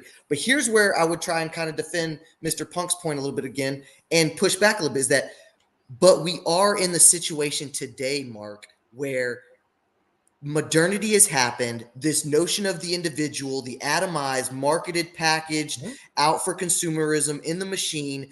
Every community, every social, I'll get technical with my political acumen. The social spheres have been, third partied out, completely severed. It's so I understand your wisdom, and this kind of goes in as it's kind of maybe counterintuitive to some of your points, is that there's a wisdom there in what you're saying, but there still is like, man, but and I think maybe we're kind of gesturing towards it right now, right? We're trying to kind of put together these patchwork communities because so much has gone awry in the flood of modernity. Right. Yeah. Well, I don't like the modernity frame. I have a video on that, obviously. Right. It's just a bad word. Well, the decay of our. I mean, what do you think? What is the? I mean, well, we live in the. Yeah, you can replace modernity with the age of gnosis, right? Okay. Where gnosis is knowledge as propositions as the highest value. Propositional tyranny. I love that. Okay, I love that. Well, yeah. Look, I mean, I love Vervaeke's work. I've used a lot of it. Yeah. Right. The realm of gnosis is propositional tyranny. That's how it landed for me. Yes. So I love it. Yeah. Yeah. No. That's the correct way to think about it. Yeah, it is. So you still got the question then? I got your question. Let me go through it. So we got the age of gnosis, right? The age of gnosis, where knowledge is something that can be, we'll say, accurately and precisely conveyed through language, right? Yes. And then, yes. Right? And then what happens is this allows for individualism. The individualism really gets hammered in with the solas. Like there's the Protestant problem that Vervaeke talks about, I think, the proper way to talk about it. And then what ends up happening. Well, it's also the Kantian nominalist thing too, right? It's this. Well, that comes later, right? Okay. But that comes, we'll say, as the result of this individualism and this materialism that's already snuck in, right? And so what ends up happening is now you think through science, right, which is a church project that comes from the church, right? The psychotechnology. Right, but you can remove yourself from that picture. Where do you stand? Where do you stand? Right. Well, I like where are you starting? Oh, I'm going to talk to Joe about this. Same. I love that. It's the same thing. And it implies a telos. Exactly.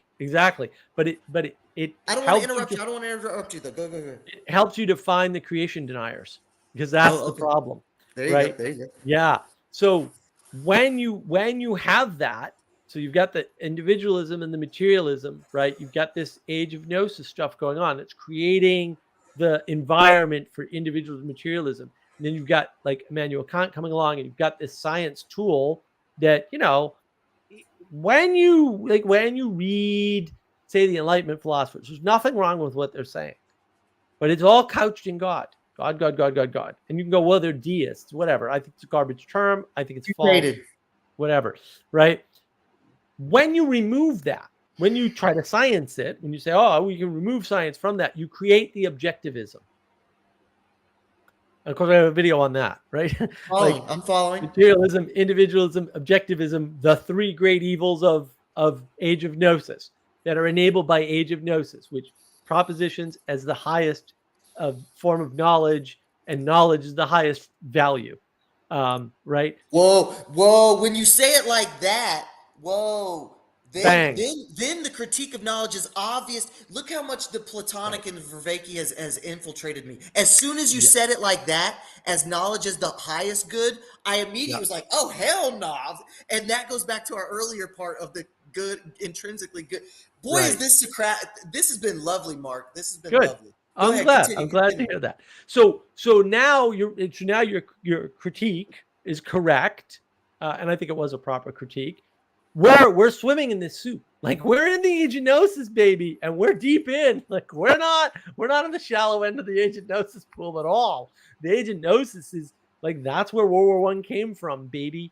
Like that's where these are the manifestations, and you can take Burn Power pretty seriously, the anadromist there, when he says, in the beginning of his How We Got Here series, he says, we're dealing with the trauma of World War I and World War II now. Yep, I agree with that. I can take that. I can agree with him on that point, and I can say that's probably true, right? And then what does that mean? That means we're swimming in this age of gnosis. We're in the deep end of the pool already. And to your point, your great critique is, what do we do? Because you can't just feed this to people. And this is where I go back to, now that we have a frame, which I just gave to you, right? That we can understand where we are, where we're standing, right? Starting. Right. And where we're starting from being born into the deep end of the age of gnosis. Thrown in, Heidegger. Thrown in. Absolutely. Right. Now, what can we do? Well, I say we need to understand the things that we don't have concepts for. Because a lot of people will ask, why isn't Vervaeke Christian like now? Why isn't he going to church immediately? And that Jordan Hall just converted. That came up with Chad and PVK a while, probably a year and a half ago now. They said, how's he on the other side of the glass still? It's a good question. He's missing concepts. We're all missing concepts. We're missing concepts like I said earlier, we're going straight to redemption. We're ignoring what forgiveness really is, and we're ignoring repentance. And in order to repent, you have to have humility and admit a mistake was made. And then once you've acknowledged the mistake, you can repent for it appropriately. Here's where I agree.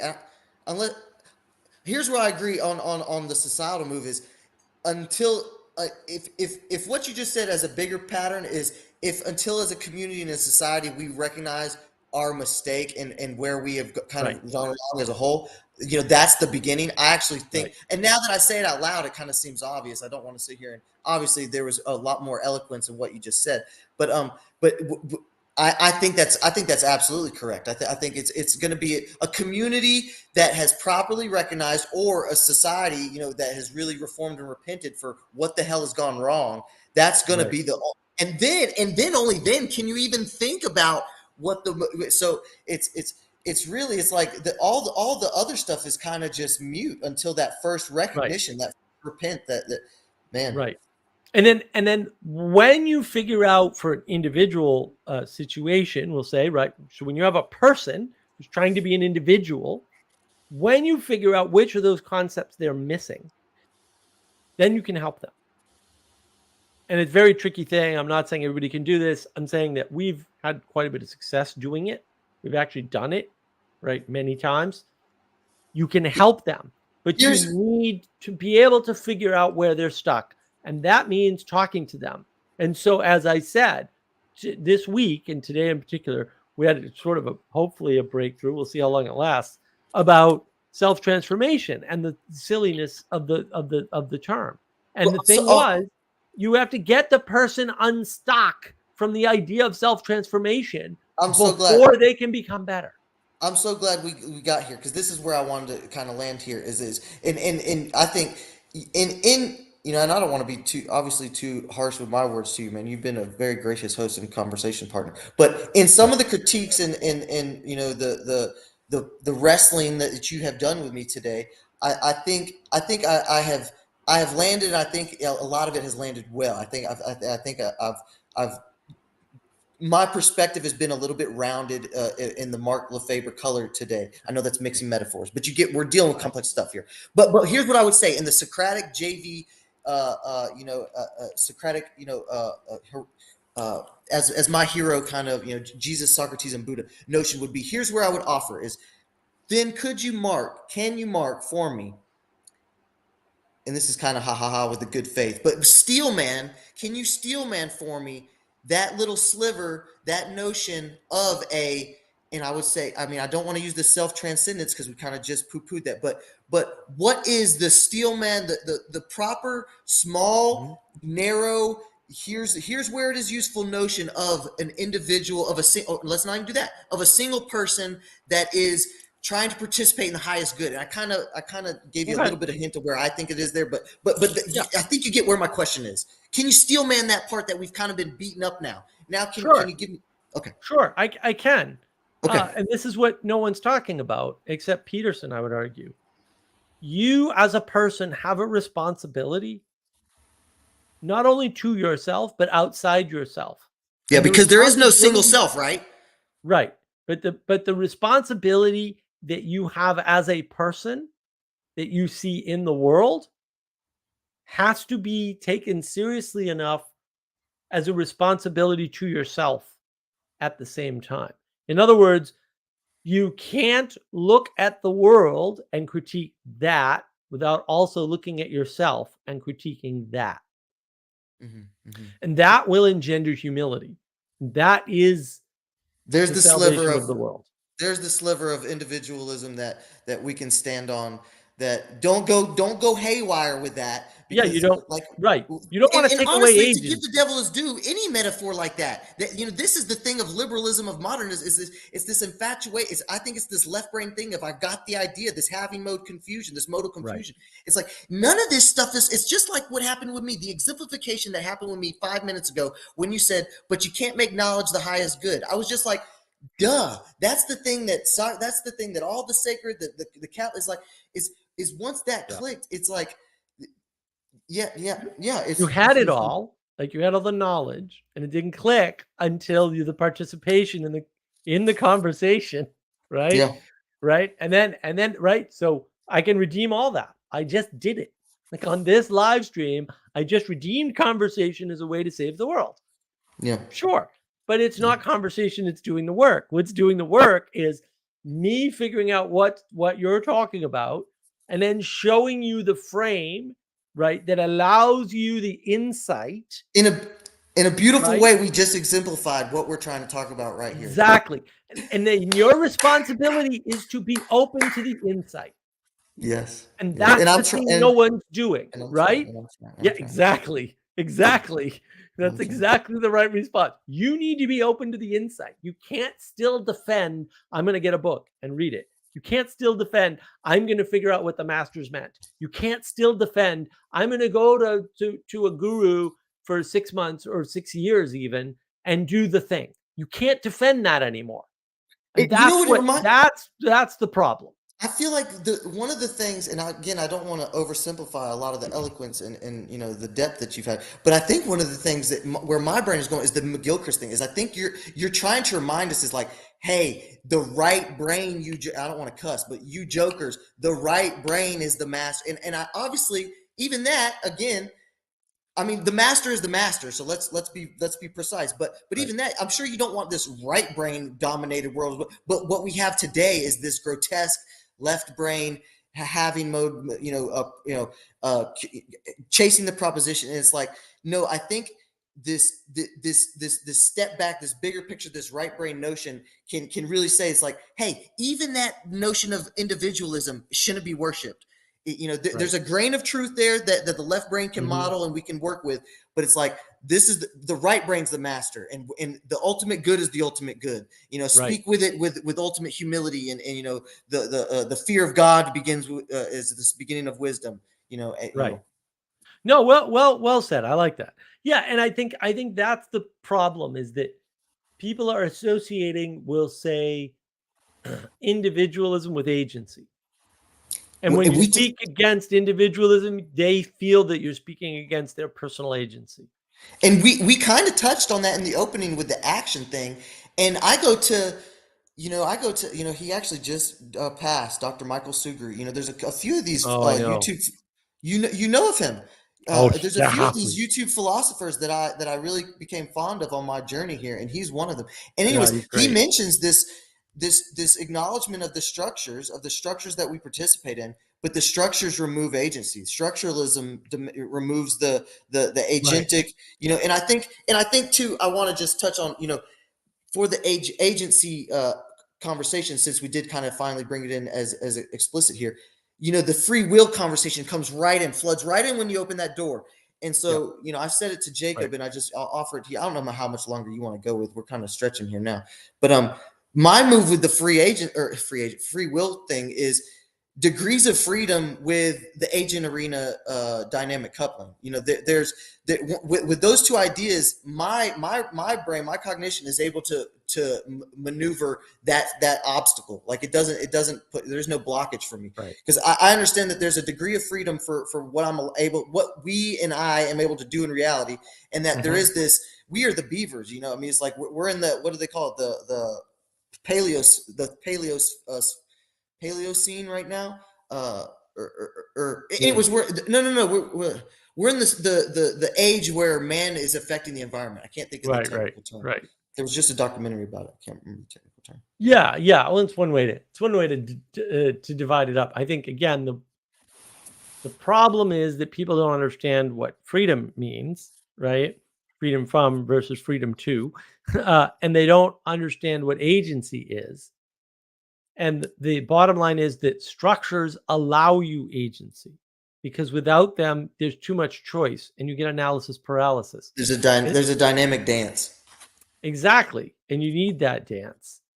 And the problem that I have with Vervaeke's agent arena relationship is that there are no arenas with only one agent, and there are no agents in only one arena.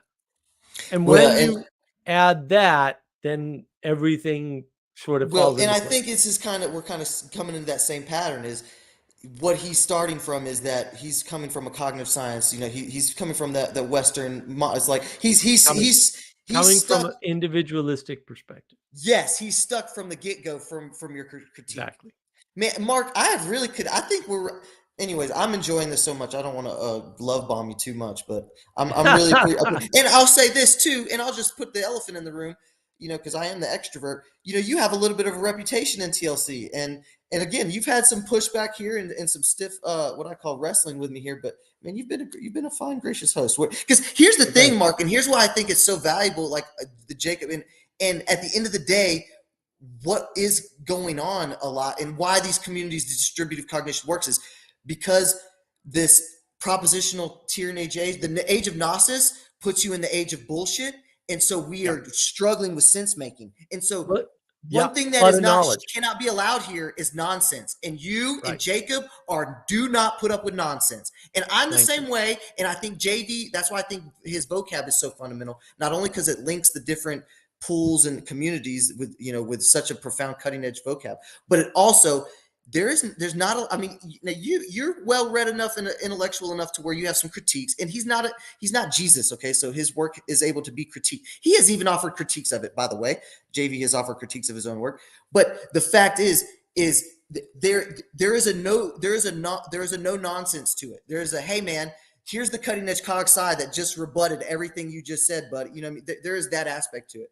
And so I guess I just want to kind of encourage you a little bit. Everybody can work on their character and be more well-rounded, but the disagreeableness, the calling out BS, the saying, hey man, that's nonsense, that is a value, brother. And that doesn't need to be lost and doesn't need to be forgotten.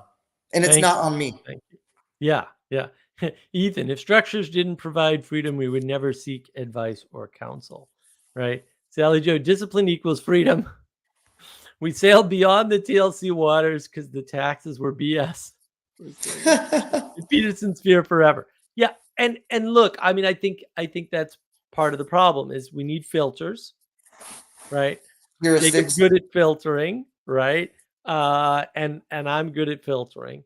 And a lot of the people critiquing me are a lot of the people who are at once saying you should be part of this, you are part of this, and trying to get me kicked out. Yeah, and also I think it's also too, it's just what I call existential opposites or enemies. It's like they're just on the other end of the spectrum of the disposition, and they're not handling it well, in my opinion. They're not handling it optimally, I would say. Some of them are snakes, and they just and that's the case too, right? That not everybody's a good faith actor. That's not everyone's a good faith actor. Look, you're talking to the convicted criminal. Like if anybody knows snakes, I got a gauge for it too, brother. So. Yeah. Well, and the thing is, I think there's to go back to the flood of information, the problem with sense making. I think what's confounding people's sense making around snakes, especially on the internet, is maybe there's a snake or two in the garden, and everybody knows that. And it's probably easier to see when there's only one or two of them. But when you've got a pit of vipers, people start going, well, they're all saying the same thing. Well, and you're the bad guy. Well, and And let that me let, ruins your sense making. can I Too give many things. context to it? I wouldn't even say a pit of vipers, but I would say when you have a culture that is engaged in only developing and encouraging snakes and vipers, and maybe that's kind of, you're saying the same thing, whatever. But I think just because this is maybe my disposition. Like I said, I have a lot of that disagreeableness too. That's partly why I clicked on here. I mean, in fact, that was the explicit notion in my cognition was, all right, me and this guy, we have enough in common. We're in the same community, but we have just disagreed on enough points here in this chat where I have to go ahead and speak up. That's literally why I made this decision. So but my point would be is to do the Socratic middle way thing is if the culture is just, this is my thing, is the culture is so toxic, brother. It's like I don't even blame the zombies. I do not blame the zombies at this point. I was the zombie, brother. I'm a felon. Yeah. I was doing it. Dude, here's one I've been wanting to tell somebody that. I mean, this is weird, but I was. This is kind of left. I was critical in my lowest points. I was critical race dating.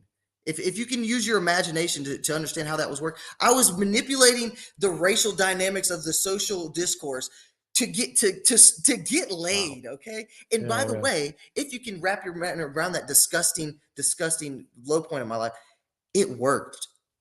Yeah, of course. Yeah. I bet. I bet. But that is the problem, is that, we're swimming in this sea of age of gnosis. We get overwhelmed. And that's why everybody was talking a while back about sense making, right? Daniel Schmachtenberger and all those guys, right?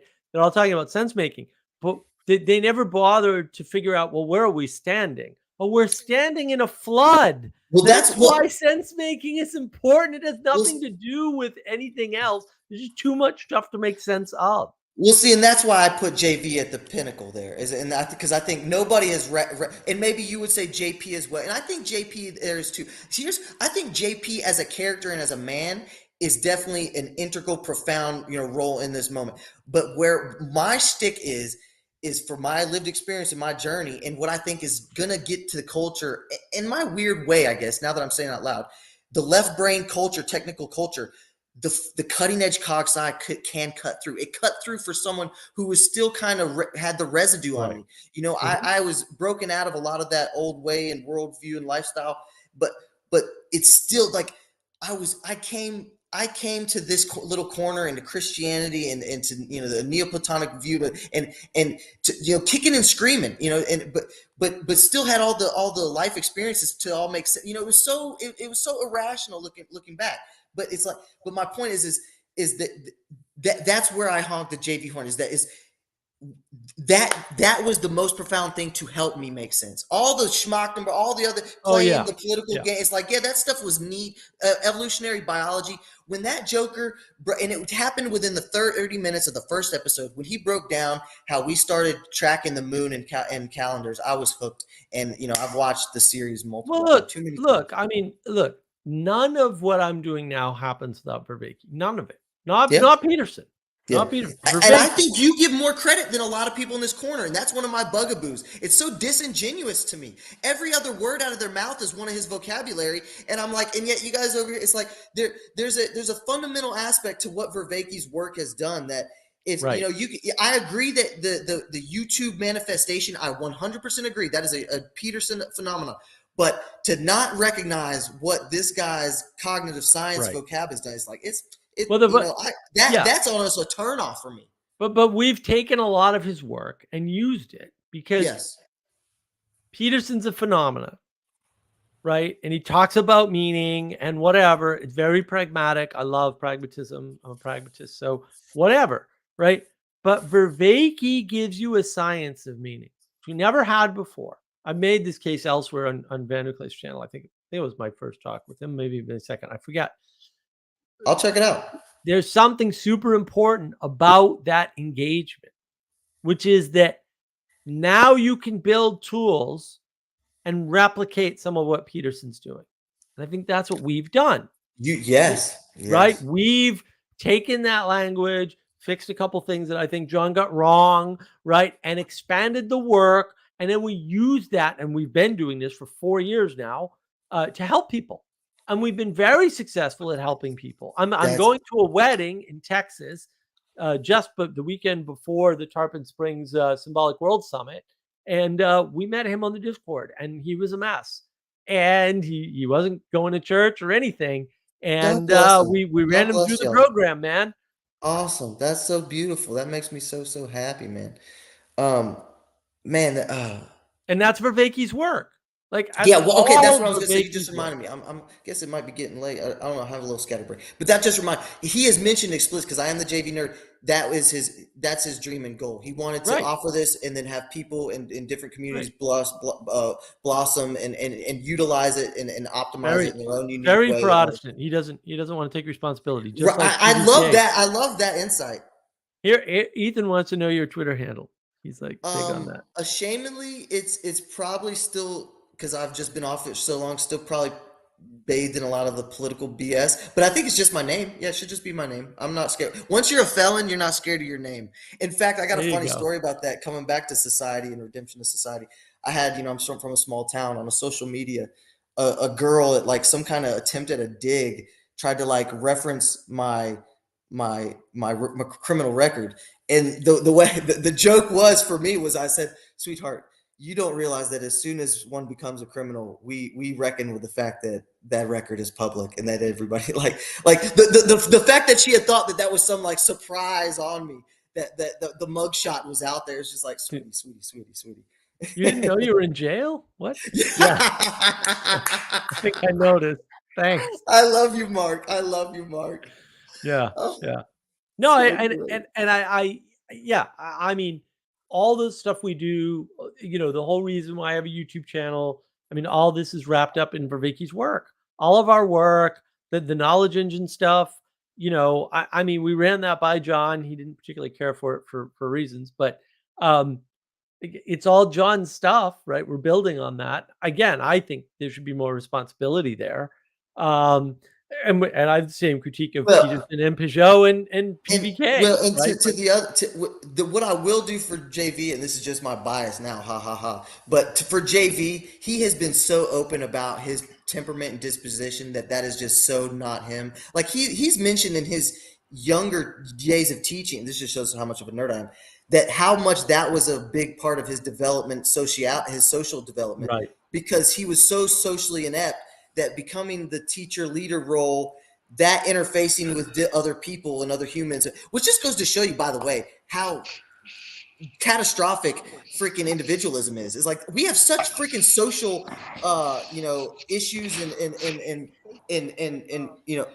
problems. Here, my battery's running low. 1 second. That it's just like, it's obvious that this is just unhealthy for us. It's obvious. But yeah, so him as a leader in that community, like, I again, I'm putting my bias out there, but I do kind of understand like this. Paul, it's like this weird, your past, it's like, and again, I do want to steal, man. It's like I said, there's a threshold and a paradox, in my opinion, of the imminence and emergence of a leader. I don't think a leaders just merge, and I don't think a leaders are just willed. Right. I think there's more of a dance, but I think there's just like this like Paul. It's like Paul, and I will say, even just the other day in the stream, this lady Don D, which had the alcoholic, kind of moved me that he's kind of got this community right here. And it's like, he doesn't want us in a way. It's this implicit, I don't want it. It's like, hey man, we're all, and I mentioned it the other day. It's like, we're in the throes of I know you don't like the term. We're in the throes of the realm of gnosis, of modernity. I'm not going to acquiesce to everything you said. We're in the throes of modernity, the flood of modernity. It's like, and I don't want to be overly critical, because I mean, he's got his whole life and he's got lots of stuff on his plate, I'm sure. But it's like, man, you got the thing right here. You got the 20,000 people subscribe to you, the 1,000 that engage regularly, Right. And then they have the nerve the other day, and now I feel like I am getting overly critical, to like mention and encourage conferences. It's like, buddy, right? The person to make a conference is the three of you sitting here. And to Nate's credit, God bless Nate, and I love Nate, and I will be coming to Nate's if feasible. Like I said, if feasible, I will not be missing another one of these conferences. But Nate in the northwest, I will be going to that one that he kind of hinted at. I don't know if you saw that conversation. That was a little bit of a rant. I apologize. That's okay. Ethan, what's going on? Hey, there's kind of a code that when Mark's in the room, we don't use the term modernity. Yeah. We have to say modern materialism. I find out the hard way. Because materialism isn't unique to modernity, and modernity doesn't accurately qualify the problem, Well, because and I've actually modernity heard just I've describes. heard his critique that it's always modernity, so it's kind of a relevant point. It's a relevant term. It's yeah. I kind of agree with that. It's I'm just with you. so easy to say modernity. Well, and if Right. you're gonna have philosophical It's just rigor, so. you have to stand to that critique, Right. and it's like that critique puts it mute. It's a mute term at that point. Yeah. No, I actually really appreciate that about Mark. Even though it frustrates me that I have to say an extra 5 syllables, modern materialism. Because something I've just realized over the past few days is Mark is like one of the few people that I know that still, it's not. I don't even think I'm going to call it hope, but just for now I'll call it hope. Still has hope for um, modern things, the modern world. He still has he's not going to bash America. Like he still thinks America's a good a good place. He's patriotic. At a time when it's very hard to, or when it's very, excuse me, let me erase that. When it's very easy to be critical of America, modernism, and liberalism, and all of that stuff, So I think it's good. Yeah, you just kind of called. Yeah, you just made me have a moment of self-reflection there. I mean, I'm the obvious. I mean, I just want to be vulnerable, ha ha ha, or put my cards on the table. Yeah, I'm the obvious one there. I've I part of the one of the many factors of why I moved to West Texas, where there's a complete little Mexico here in West Texas, city here that I just moved to. That's fine. Is because I've lost my. Here's my thing is the true. If you're going to deconstruct the Peugeot move is to deconstruct it all. Don't deconstruct at your own whim and convenience. And so it's like once you see the thing decaying and the problems and the critiques and the corruption, it's like I deconstructed it out. It's like that American flag means. And look, this is where it gets gnarly. My father's a 20-year retired Marine, and a different time. Okay, so it's a different thing, and it gave me everything that it raised me. But it's like whatever you want, I can't. The phenomenological physiological rule stands. My body still curls at what it represents to me now. Like that flag means it's so it's Yeah. I've deconstructed out of it. It's so good for you, Mark, that you can still kind of see the glimmer of, and there was good there. But my point is, I can also highlight the last 60 years of straight criminality. It's like, it's messy. And so I just want to take the self-reflection of like, hey, I need to see that and have more graciousness to the construct that is American and patriotism. And so thank you, Ethan. Mm-hmm. Yeah. We were talking about this earlier today. It's just like if you can't exist without an identity. I mean, identity is you could call identity your father. If you, Right. I mean, if you destroy your father, you cease to exist. Tradition, And identity, we gotta tradition, identity. Yeah. This I've been thinking about this a lot lately. Just going back to Jordan Peterson's saving your father. There's a difference between saving your father and judging your father. One you're supposed to do, and the other you're not. But they both they easily get confused. That's I'm not. so beautiful. I'm. That's so beautiful because to save your father, there's still an action, right? And there's an implicit judgment there, but an over gross judgment, a moral what I would say, because you're always making a judgment, right? You're always discerning and valuing and perceiving. But the distinction of, like you said, to the implicit judgment of, but the emphasis on saving. It's to hell with the judgment. I'm going to optimize and revive. Let's tie it back into revivification and revive the tradition that is the metaphorical father. Yeah, I love that. I love that distinction. There's something about rescuing your father where there's no judgment there. I mean, that's what I'm thinking. Yep. There isn't any judgment or it's there. beyond the judgment. I don't know. Well, I mean, you think of the story with Noah and his sons. One son judged him, and the other two did not judge him. And the way that is portrayed in the story is they cover him by walking backwards. If you think of judgment is looking. Yeah, see. And they the image is very. They could not have the way that the text is. They could not have painted more of an image that is not seeing. They're walking backwards with a garment to cover him. Right. So there's no judging going on there. But there's redeeming though, or whatever you want to call it. There's a saving element there. Saving, yeah. And there's revivification. But see, I guess the bugaboo I'm rubbing on, Ethan, is that to save means there's an implicit judgment. Because why would you be saving if it need not save, if it need not revivification? But because the tradition is, or maybe it's just the messiness of an inherent pastness, the inherent historicity of a tradition of your father. Your father is by definition in the past. But think about this for a second. You can revivify something without understanding it, without looking at it, and that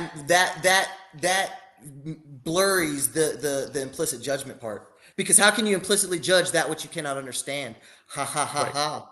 Right, but you don't have to judge it. Right, you can just you could say, all right, I'm going to do this because my father's father did it. Mm-hmm. Right? Whatever that it doesn't matter, right? It could be the family business. It could be going to church. It could be. By the way, I think this is the aunt is stuff. But go ahead. Right.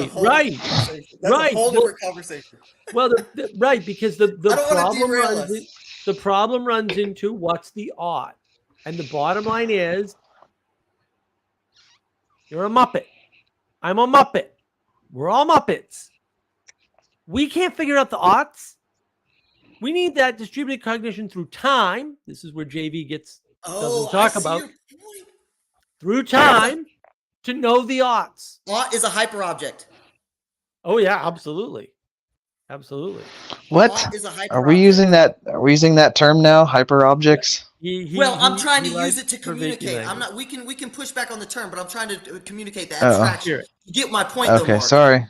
It's ought is because what your point is the temporality. You're saying what you're highlighting is the ought is takes into account the dimensions of the temporality over extended time and the distributed cognition over extended community, not just a single person. That is a fascinating point that I would like to hear JV on the is and ought. Now he may have an answer for that. I'd have to chew on it myself as well. The ought is linked to discernment, right? It's a vertical thing. Yes, but you don't have that discernment, which is why you go through the ritual, which is why you have the tradition, right? Because the distributed cognition has already figured some of this out, not all of it. It's not right. Here's what I would offer. Here's and I don't necessarily know if I'm even defending JV at this point.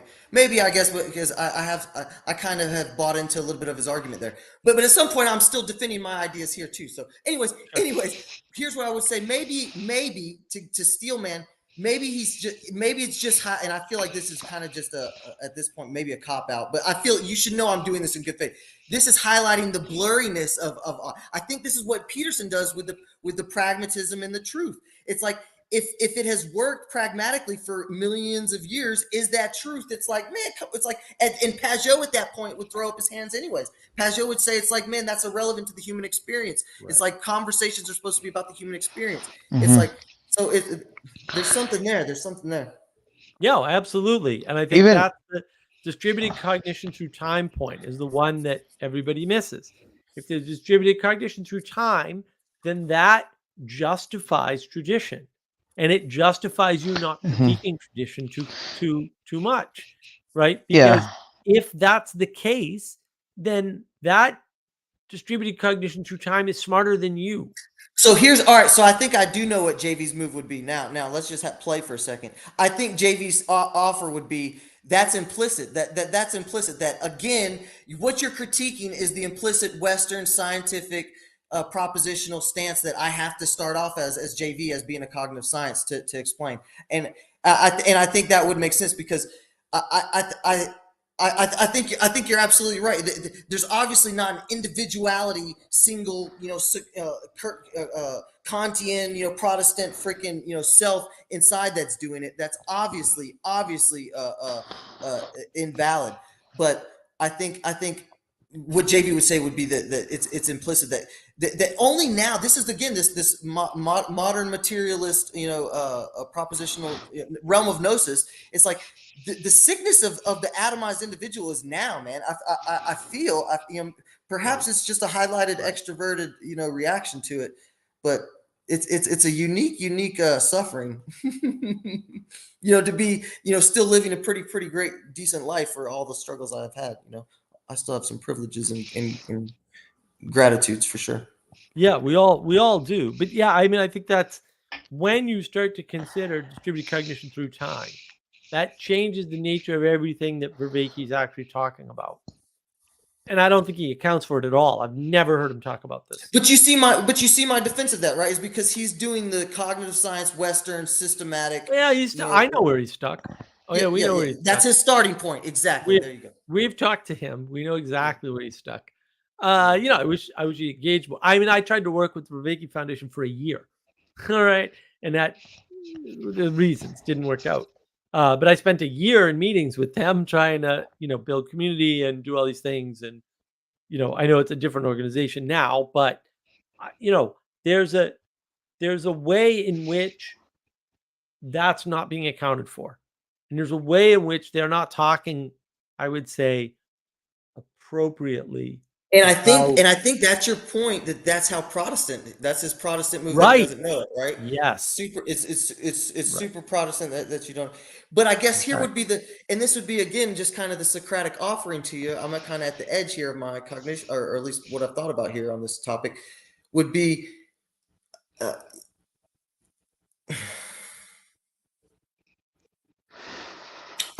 Could is the philosophical move the move of the only way is through? Is that what they're trying to do? I'm sorry, that is that the exemplification? Okay. Well, then that's kind of a defense, then, right? Well, but it's wrong, right? Because that's emergence is good. It's and its emergence is good just intrinsically. Yes, exactly. Which is even nastier. All emergence, all progression, all change is good. I don't even like the word. I just, as far as evolution goes, I just call it change. Or recently, I've heard a Christian just harp on the emphasis of natural selection, and I think that's a wiser emphasis. But evolution implies like this telos, this progress. It's like that's a Christian tainting there that you sciencers don't want. Yeah, but you can take the telos out of evolution. Like I'll grant you on that. I'll say fine, that's fine. Are you defining evolution as a process? Okay, touche. But what I meant is in the pop cultural discourse. When people say you're evolved, you've evolved, that means there's a verticality to that. It's like, bro, you don't understand evolution at all. No, because a person, right, can't evolve. That makes no sense. That's right. It's a modal confusion of metaphor, right? Evolution happens. What's that modal confusion? Evolution happens at the scale of multiple generations, not at the scale of single instance birth, right? Like single instance birth tells you nothing about evolution, and evolution tells you nothing about single instance birth. It doesn't. There's no information transfer between those two things, and so that's part of that modal confusion, that deep, like, oh, we think we're evolved or whatever, but the whole idea is emergence is good, right? You can take the telos out of evolution, right? The problem is you have to define evolution as a process, which I think is correct. What is that process discovering? Something created. Where did that come from? I think that has a telos. You know what just hit? This is you can't get. I think you're more Vervaekean than Vervaeke. Go ahead, Ethan. I feel like I was just going to ask you, how do you grant them the absence of telos from evolution? But I don't think you can. You can't get around it. But you can take it out of evolution, but you can't take it out of whatever evolution. Well, you're just deferring it to something else. You're just pushing it in. Yeah. Yeah. That's interesting. I would say I know Vervaeke's work pretty well. Yeah. Yeah, because here's the thing: is I think what you're saying is it's almost you're here. I'm kind of at the edge of my cognition with this, but what you're saying is that let's harvest and re-engineer because we're in the realm of gnosis. We must. This is what we have. This is where we are. This is where we're starting. Let's re-engineer the sacred and how we can cultivate and attempt to make these communities. But instead of this new Protestant religion that is not a religion, your move is to like you said we need to cultivate the stance that is allowed to have this transformation within community, because there is no single person, and I guess that would be aimed at the most good. I mean, now I guess you can get into moral relativism on different cultural relativism stuff on that. Right. But is that a little bit of a recapitulation on your? Sure. I think the way to think about it is there's still no two things, which is still a big deep confusion. Right? There's no binaries. When you start focusing people on individuals, on individualism, what you're doing is you're flattening the world and making things equal, right? So that feeds into equality doctrine, which I'm also not a fan of. But you also aren't aiming up. And I think the move people are making to, we'll say, redeem individualism is to say, we're not aiming down. And if you listen to the conversation closely, Sam Harris, what does he say? He makes two bad moves, very bad moves. You can know the worst possible evil, which is garbage. It's obviously someone I've went complete 180 on. Right. You can know the worst possible evil, and then you can move away from it.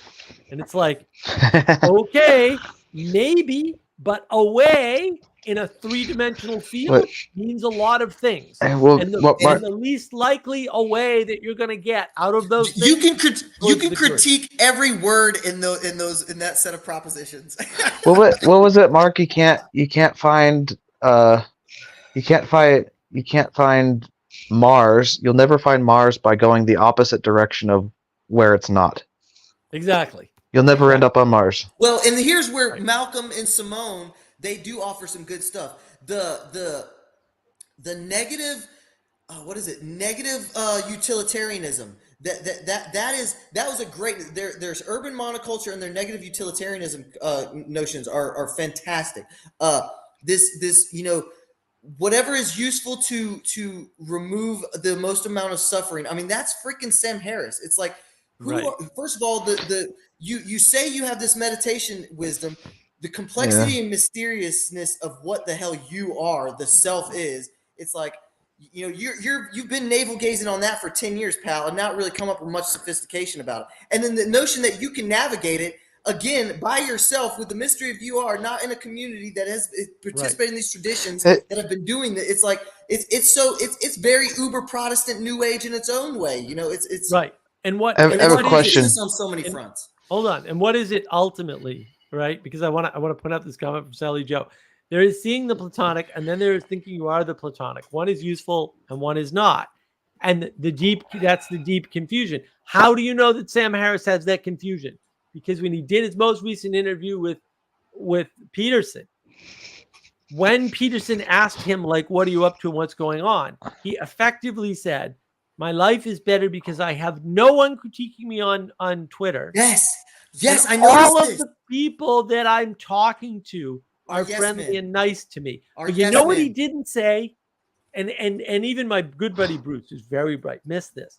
He didn't say the Christian thing, which is what he's doing for them. Wow. Yes. He never mentioned that. I didn't get that point. Piece of garbage. I didn't get that point, but I noticed the insular firewall. I was like, bro, are you bragging? That's not a plus.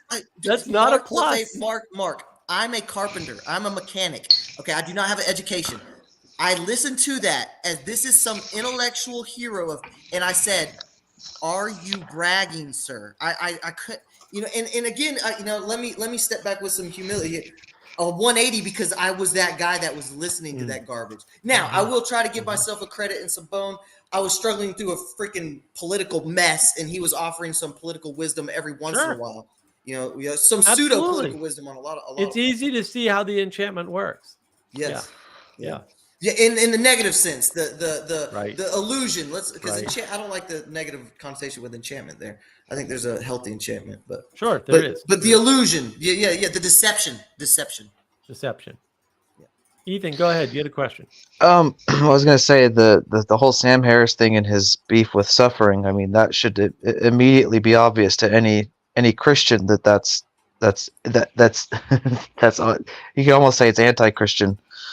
If it probably is anti-Christian to identify against suffering. But then again, like, do we know of any cultures that have identified against suffering, or is that just a uniquely Sam Harris thing? And I think it's such a foolish notion too, just on a metaphysical kind of understanding too. Is like, and this guy, I don't want to be too self-referential here, blah blah blah, but I mentioned it earlier. It's like, man, one of my issues in life, in young life, was I didn't have to try. It's like effort is this sacrifice, this effort, this having to.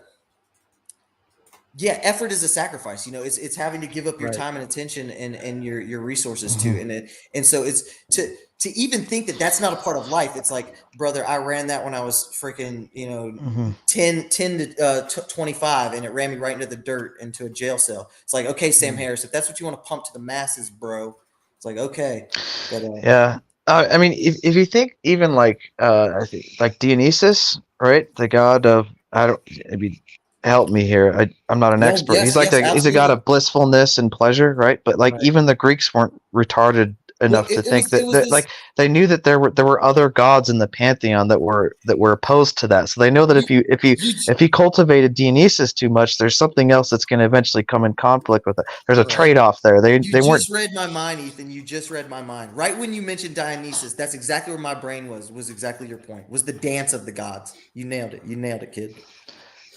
Yeah, that's the problem, right? Is that we're living in a time, and Jonathan Peugeot actually said this. He said, if you think that Christianity is not about suffering, that Jesus is not about suffering, like you've got something drastically wrong. Yes. Like, if you're going to follow Christ, I got news for you. He was nailed to a cross. Like, I don't know what else to tell you. Like, what's that thing around your neck? But maybe if you're not suffering, you're not a good Christian yet. How's that? Because Christians are for lions. And I think it's just a bad worldview. I mean, to not to seriously take into account of suffering. I mean, it's just it just shows you they call Mick mindfulness, the Mick intellectualism that's out there. It's just it's rampant, man. But I did want to just touch one more time on, because I love that point of you bring in Dionysus, who is, by the way, there's more shadowy kind of carnival kind of valve of let off the darker passions of lust and party and inebriation and kind of touch into that liminal realm. If I understand Dionysus right, I'm no expert. Again, I'm a carpenter, carpenter mechanic. But if I understand that, and so what the Greeks did, and this is what the Greeks nailed, right?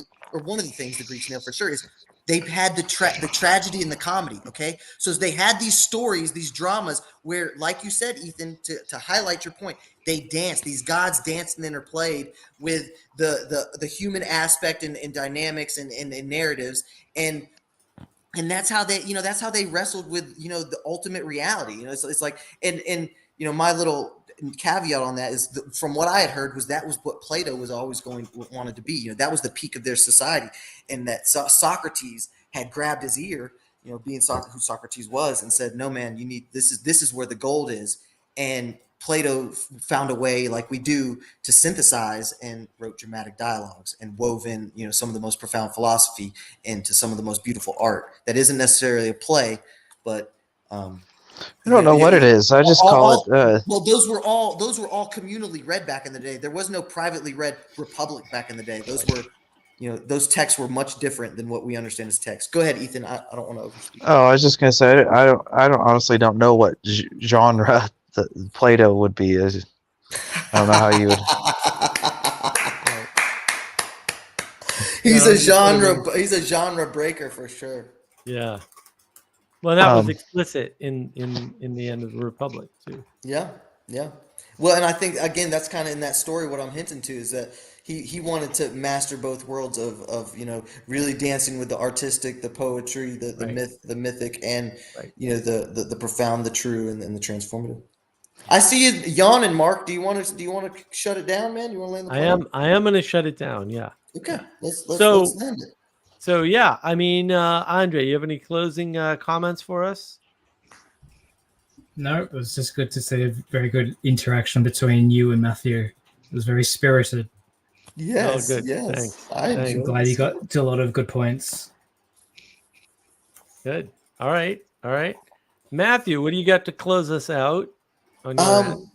Yeah, I just want to say thank you. I haven't done a lot of streams. This is just a first of a few. I want to say thank you for your graciousness and you're pushing me on some ideas. And I want to say thank you for, I think, your good faith engagement when I offered pushback to you. You know, when I tried to deuce you out in a Socratic way or kind of offer you a different perspective on stuff. I thought you held your ground. I thought you did great. You know, I mean, you were yourself. So yeah, that was great. Oh, thanks. No, it was great to meet you and have you come in and push back. We appreciate that here. Ethan, what you got? You're not a failure. Tell us. Not much. Yes, I'm a failure every single day. I'm just trying to fail a little bit less each day, and if I can do that, I'm happy. Very Just kidding. Christian. I'm being falsely humilitous. I like the Christianity there. That's funny. I can't really think of anything. Matthew, I've never seen you before. Are you on Twitter? You're muted, Matthew. You're muted. Gotta unmute to talk. I am. It's just my name. I'm not very active on there, and it's probably just some political slog from months or years ago. But I will say this: I do want this. I mean, we're closing up here, but I do want to kind of start a YouTube channel, maybe. But it would want. I don't want to monologue. I have nothing to monologue about. I'm not a profound thinker. I would want to do stuff like this in dialogue. So that would be maybe where you could find me here in the future. I don't know. Other than that, yeah, it's just you can maybe follow me on Twitter. I mean, it's not. Hopefully, I'll see more of you around here. We have a little dialogue going on Twitter, and that's how I keep in touch with people and transfer ideas. So I'll look to follow. Mark or look to follow me. It's my name, so maybe y'all can find me. Yeah. Okay. I can't think of anything else. I'll just end it with this: that don't identify against anything, and certainly don't identify against suffering. That's not. I mean, it's not going to work. No one was dumb enough to make that. It's like Sam Harris is like stealing the monotheistic God idea and then like trying to smash some. He's trying to like make Dionysus the monotheistic God, and even the pagans weren't dumb enough to do that. Right. So, yeah. Right. Well said. Well said. Yeah. Look, I really enjoyed this, guys. It was a great stream. I think we got somewhat to the bottom of this idea of failure and the asymmetry between success, which is external, right? It's that thing you're looking at outside of yourself, and failure, which is actually mostly internal. And what you need to get out of that, ironically, is humility. And you need to be open to the signals from other people in order to get you out of that mode. You need to be able to engage with people in a way that you're ready, willing, and able to learn. Because as long as you're learning, you can't fail.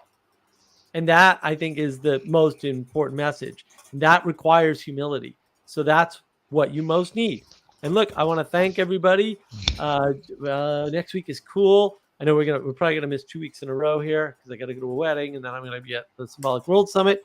But I want to thank everybody. I will see you next week. I don't know what the topic is going to be. I got a couple sitting in the live stream notes file, so I don't know which one I'm going to pick here. But you know, we'll do it on the Discord server, the Market Wisdom Discord server. We'll figure it out.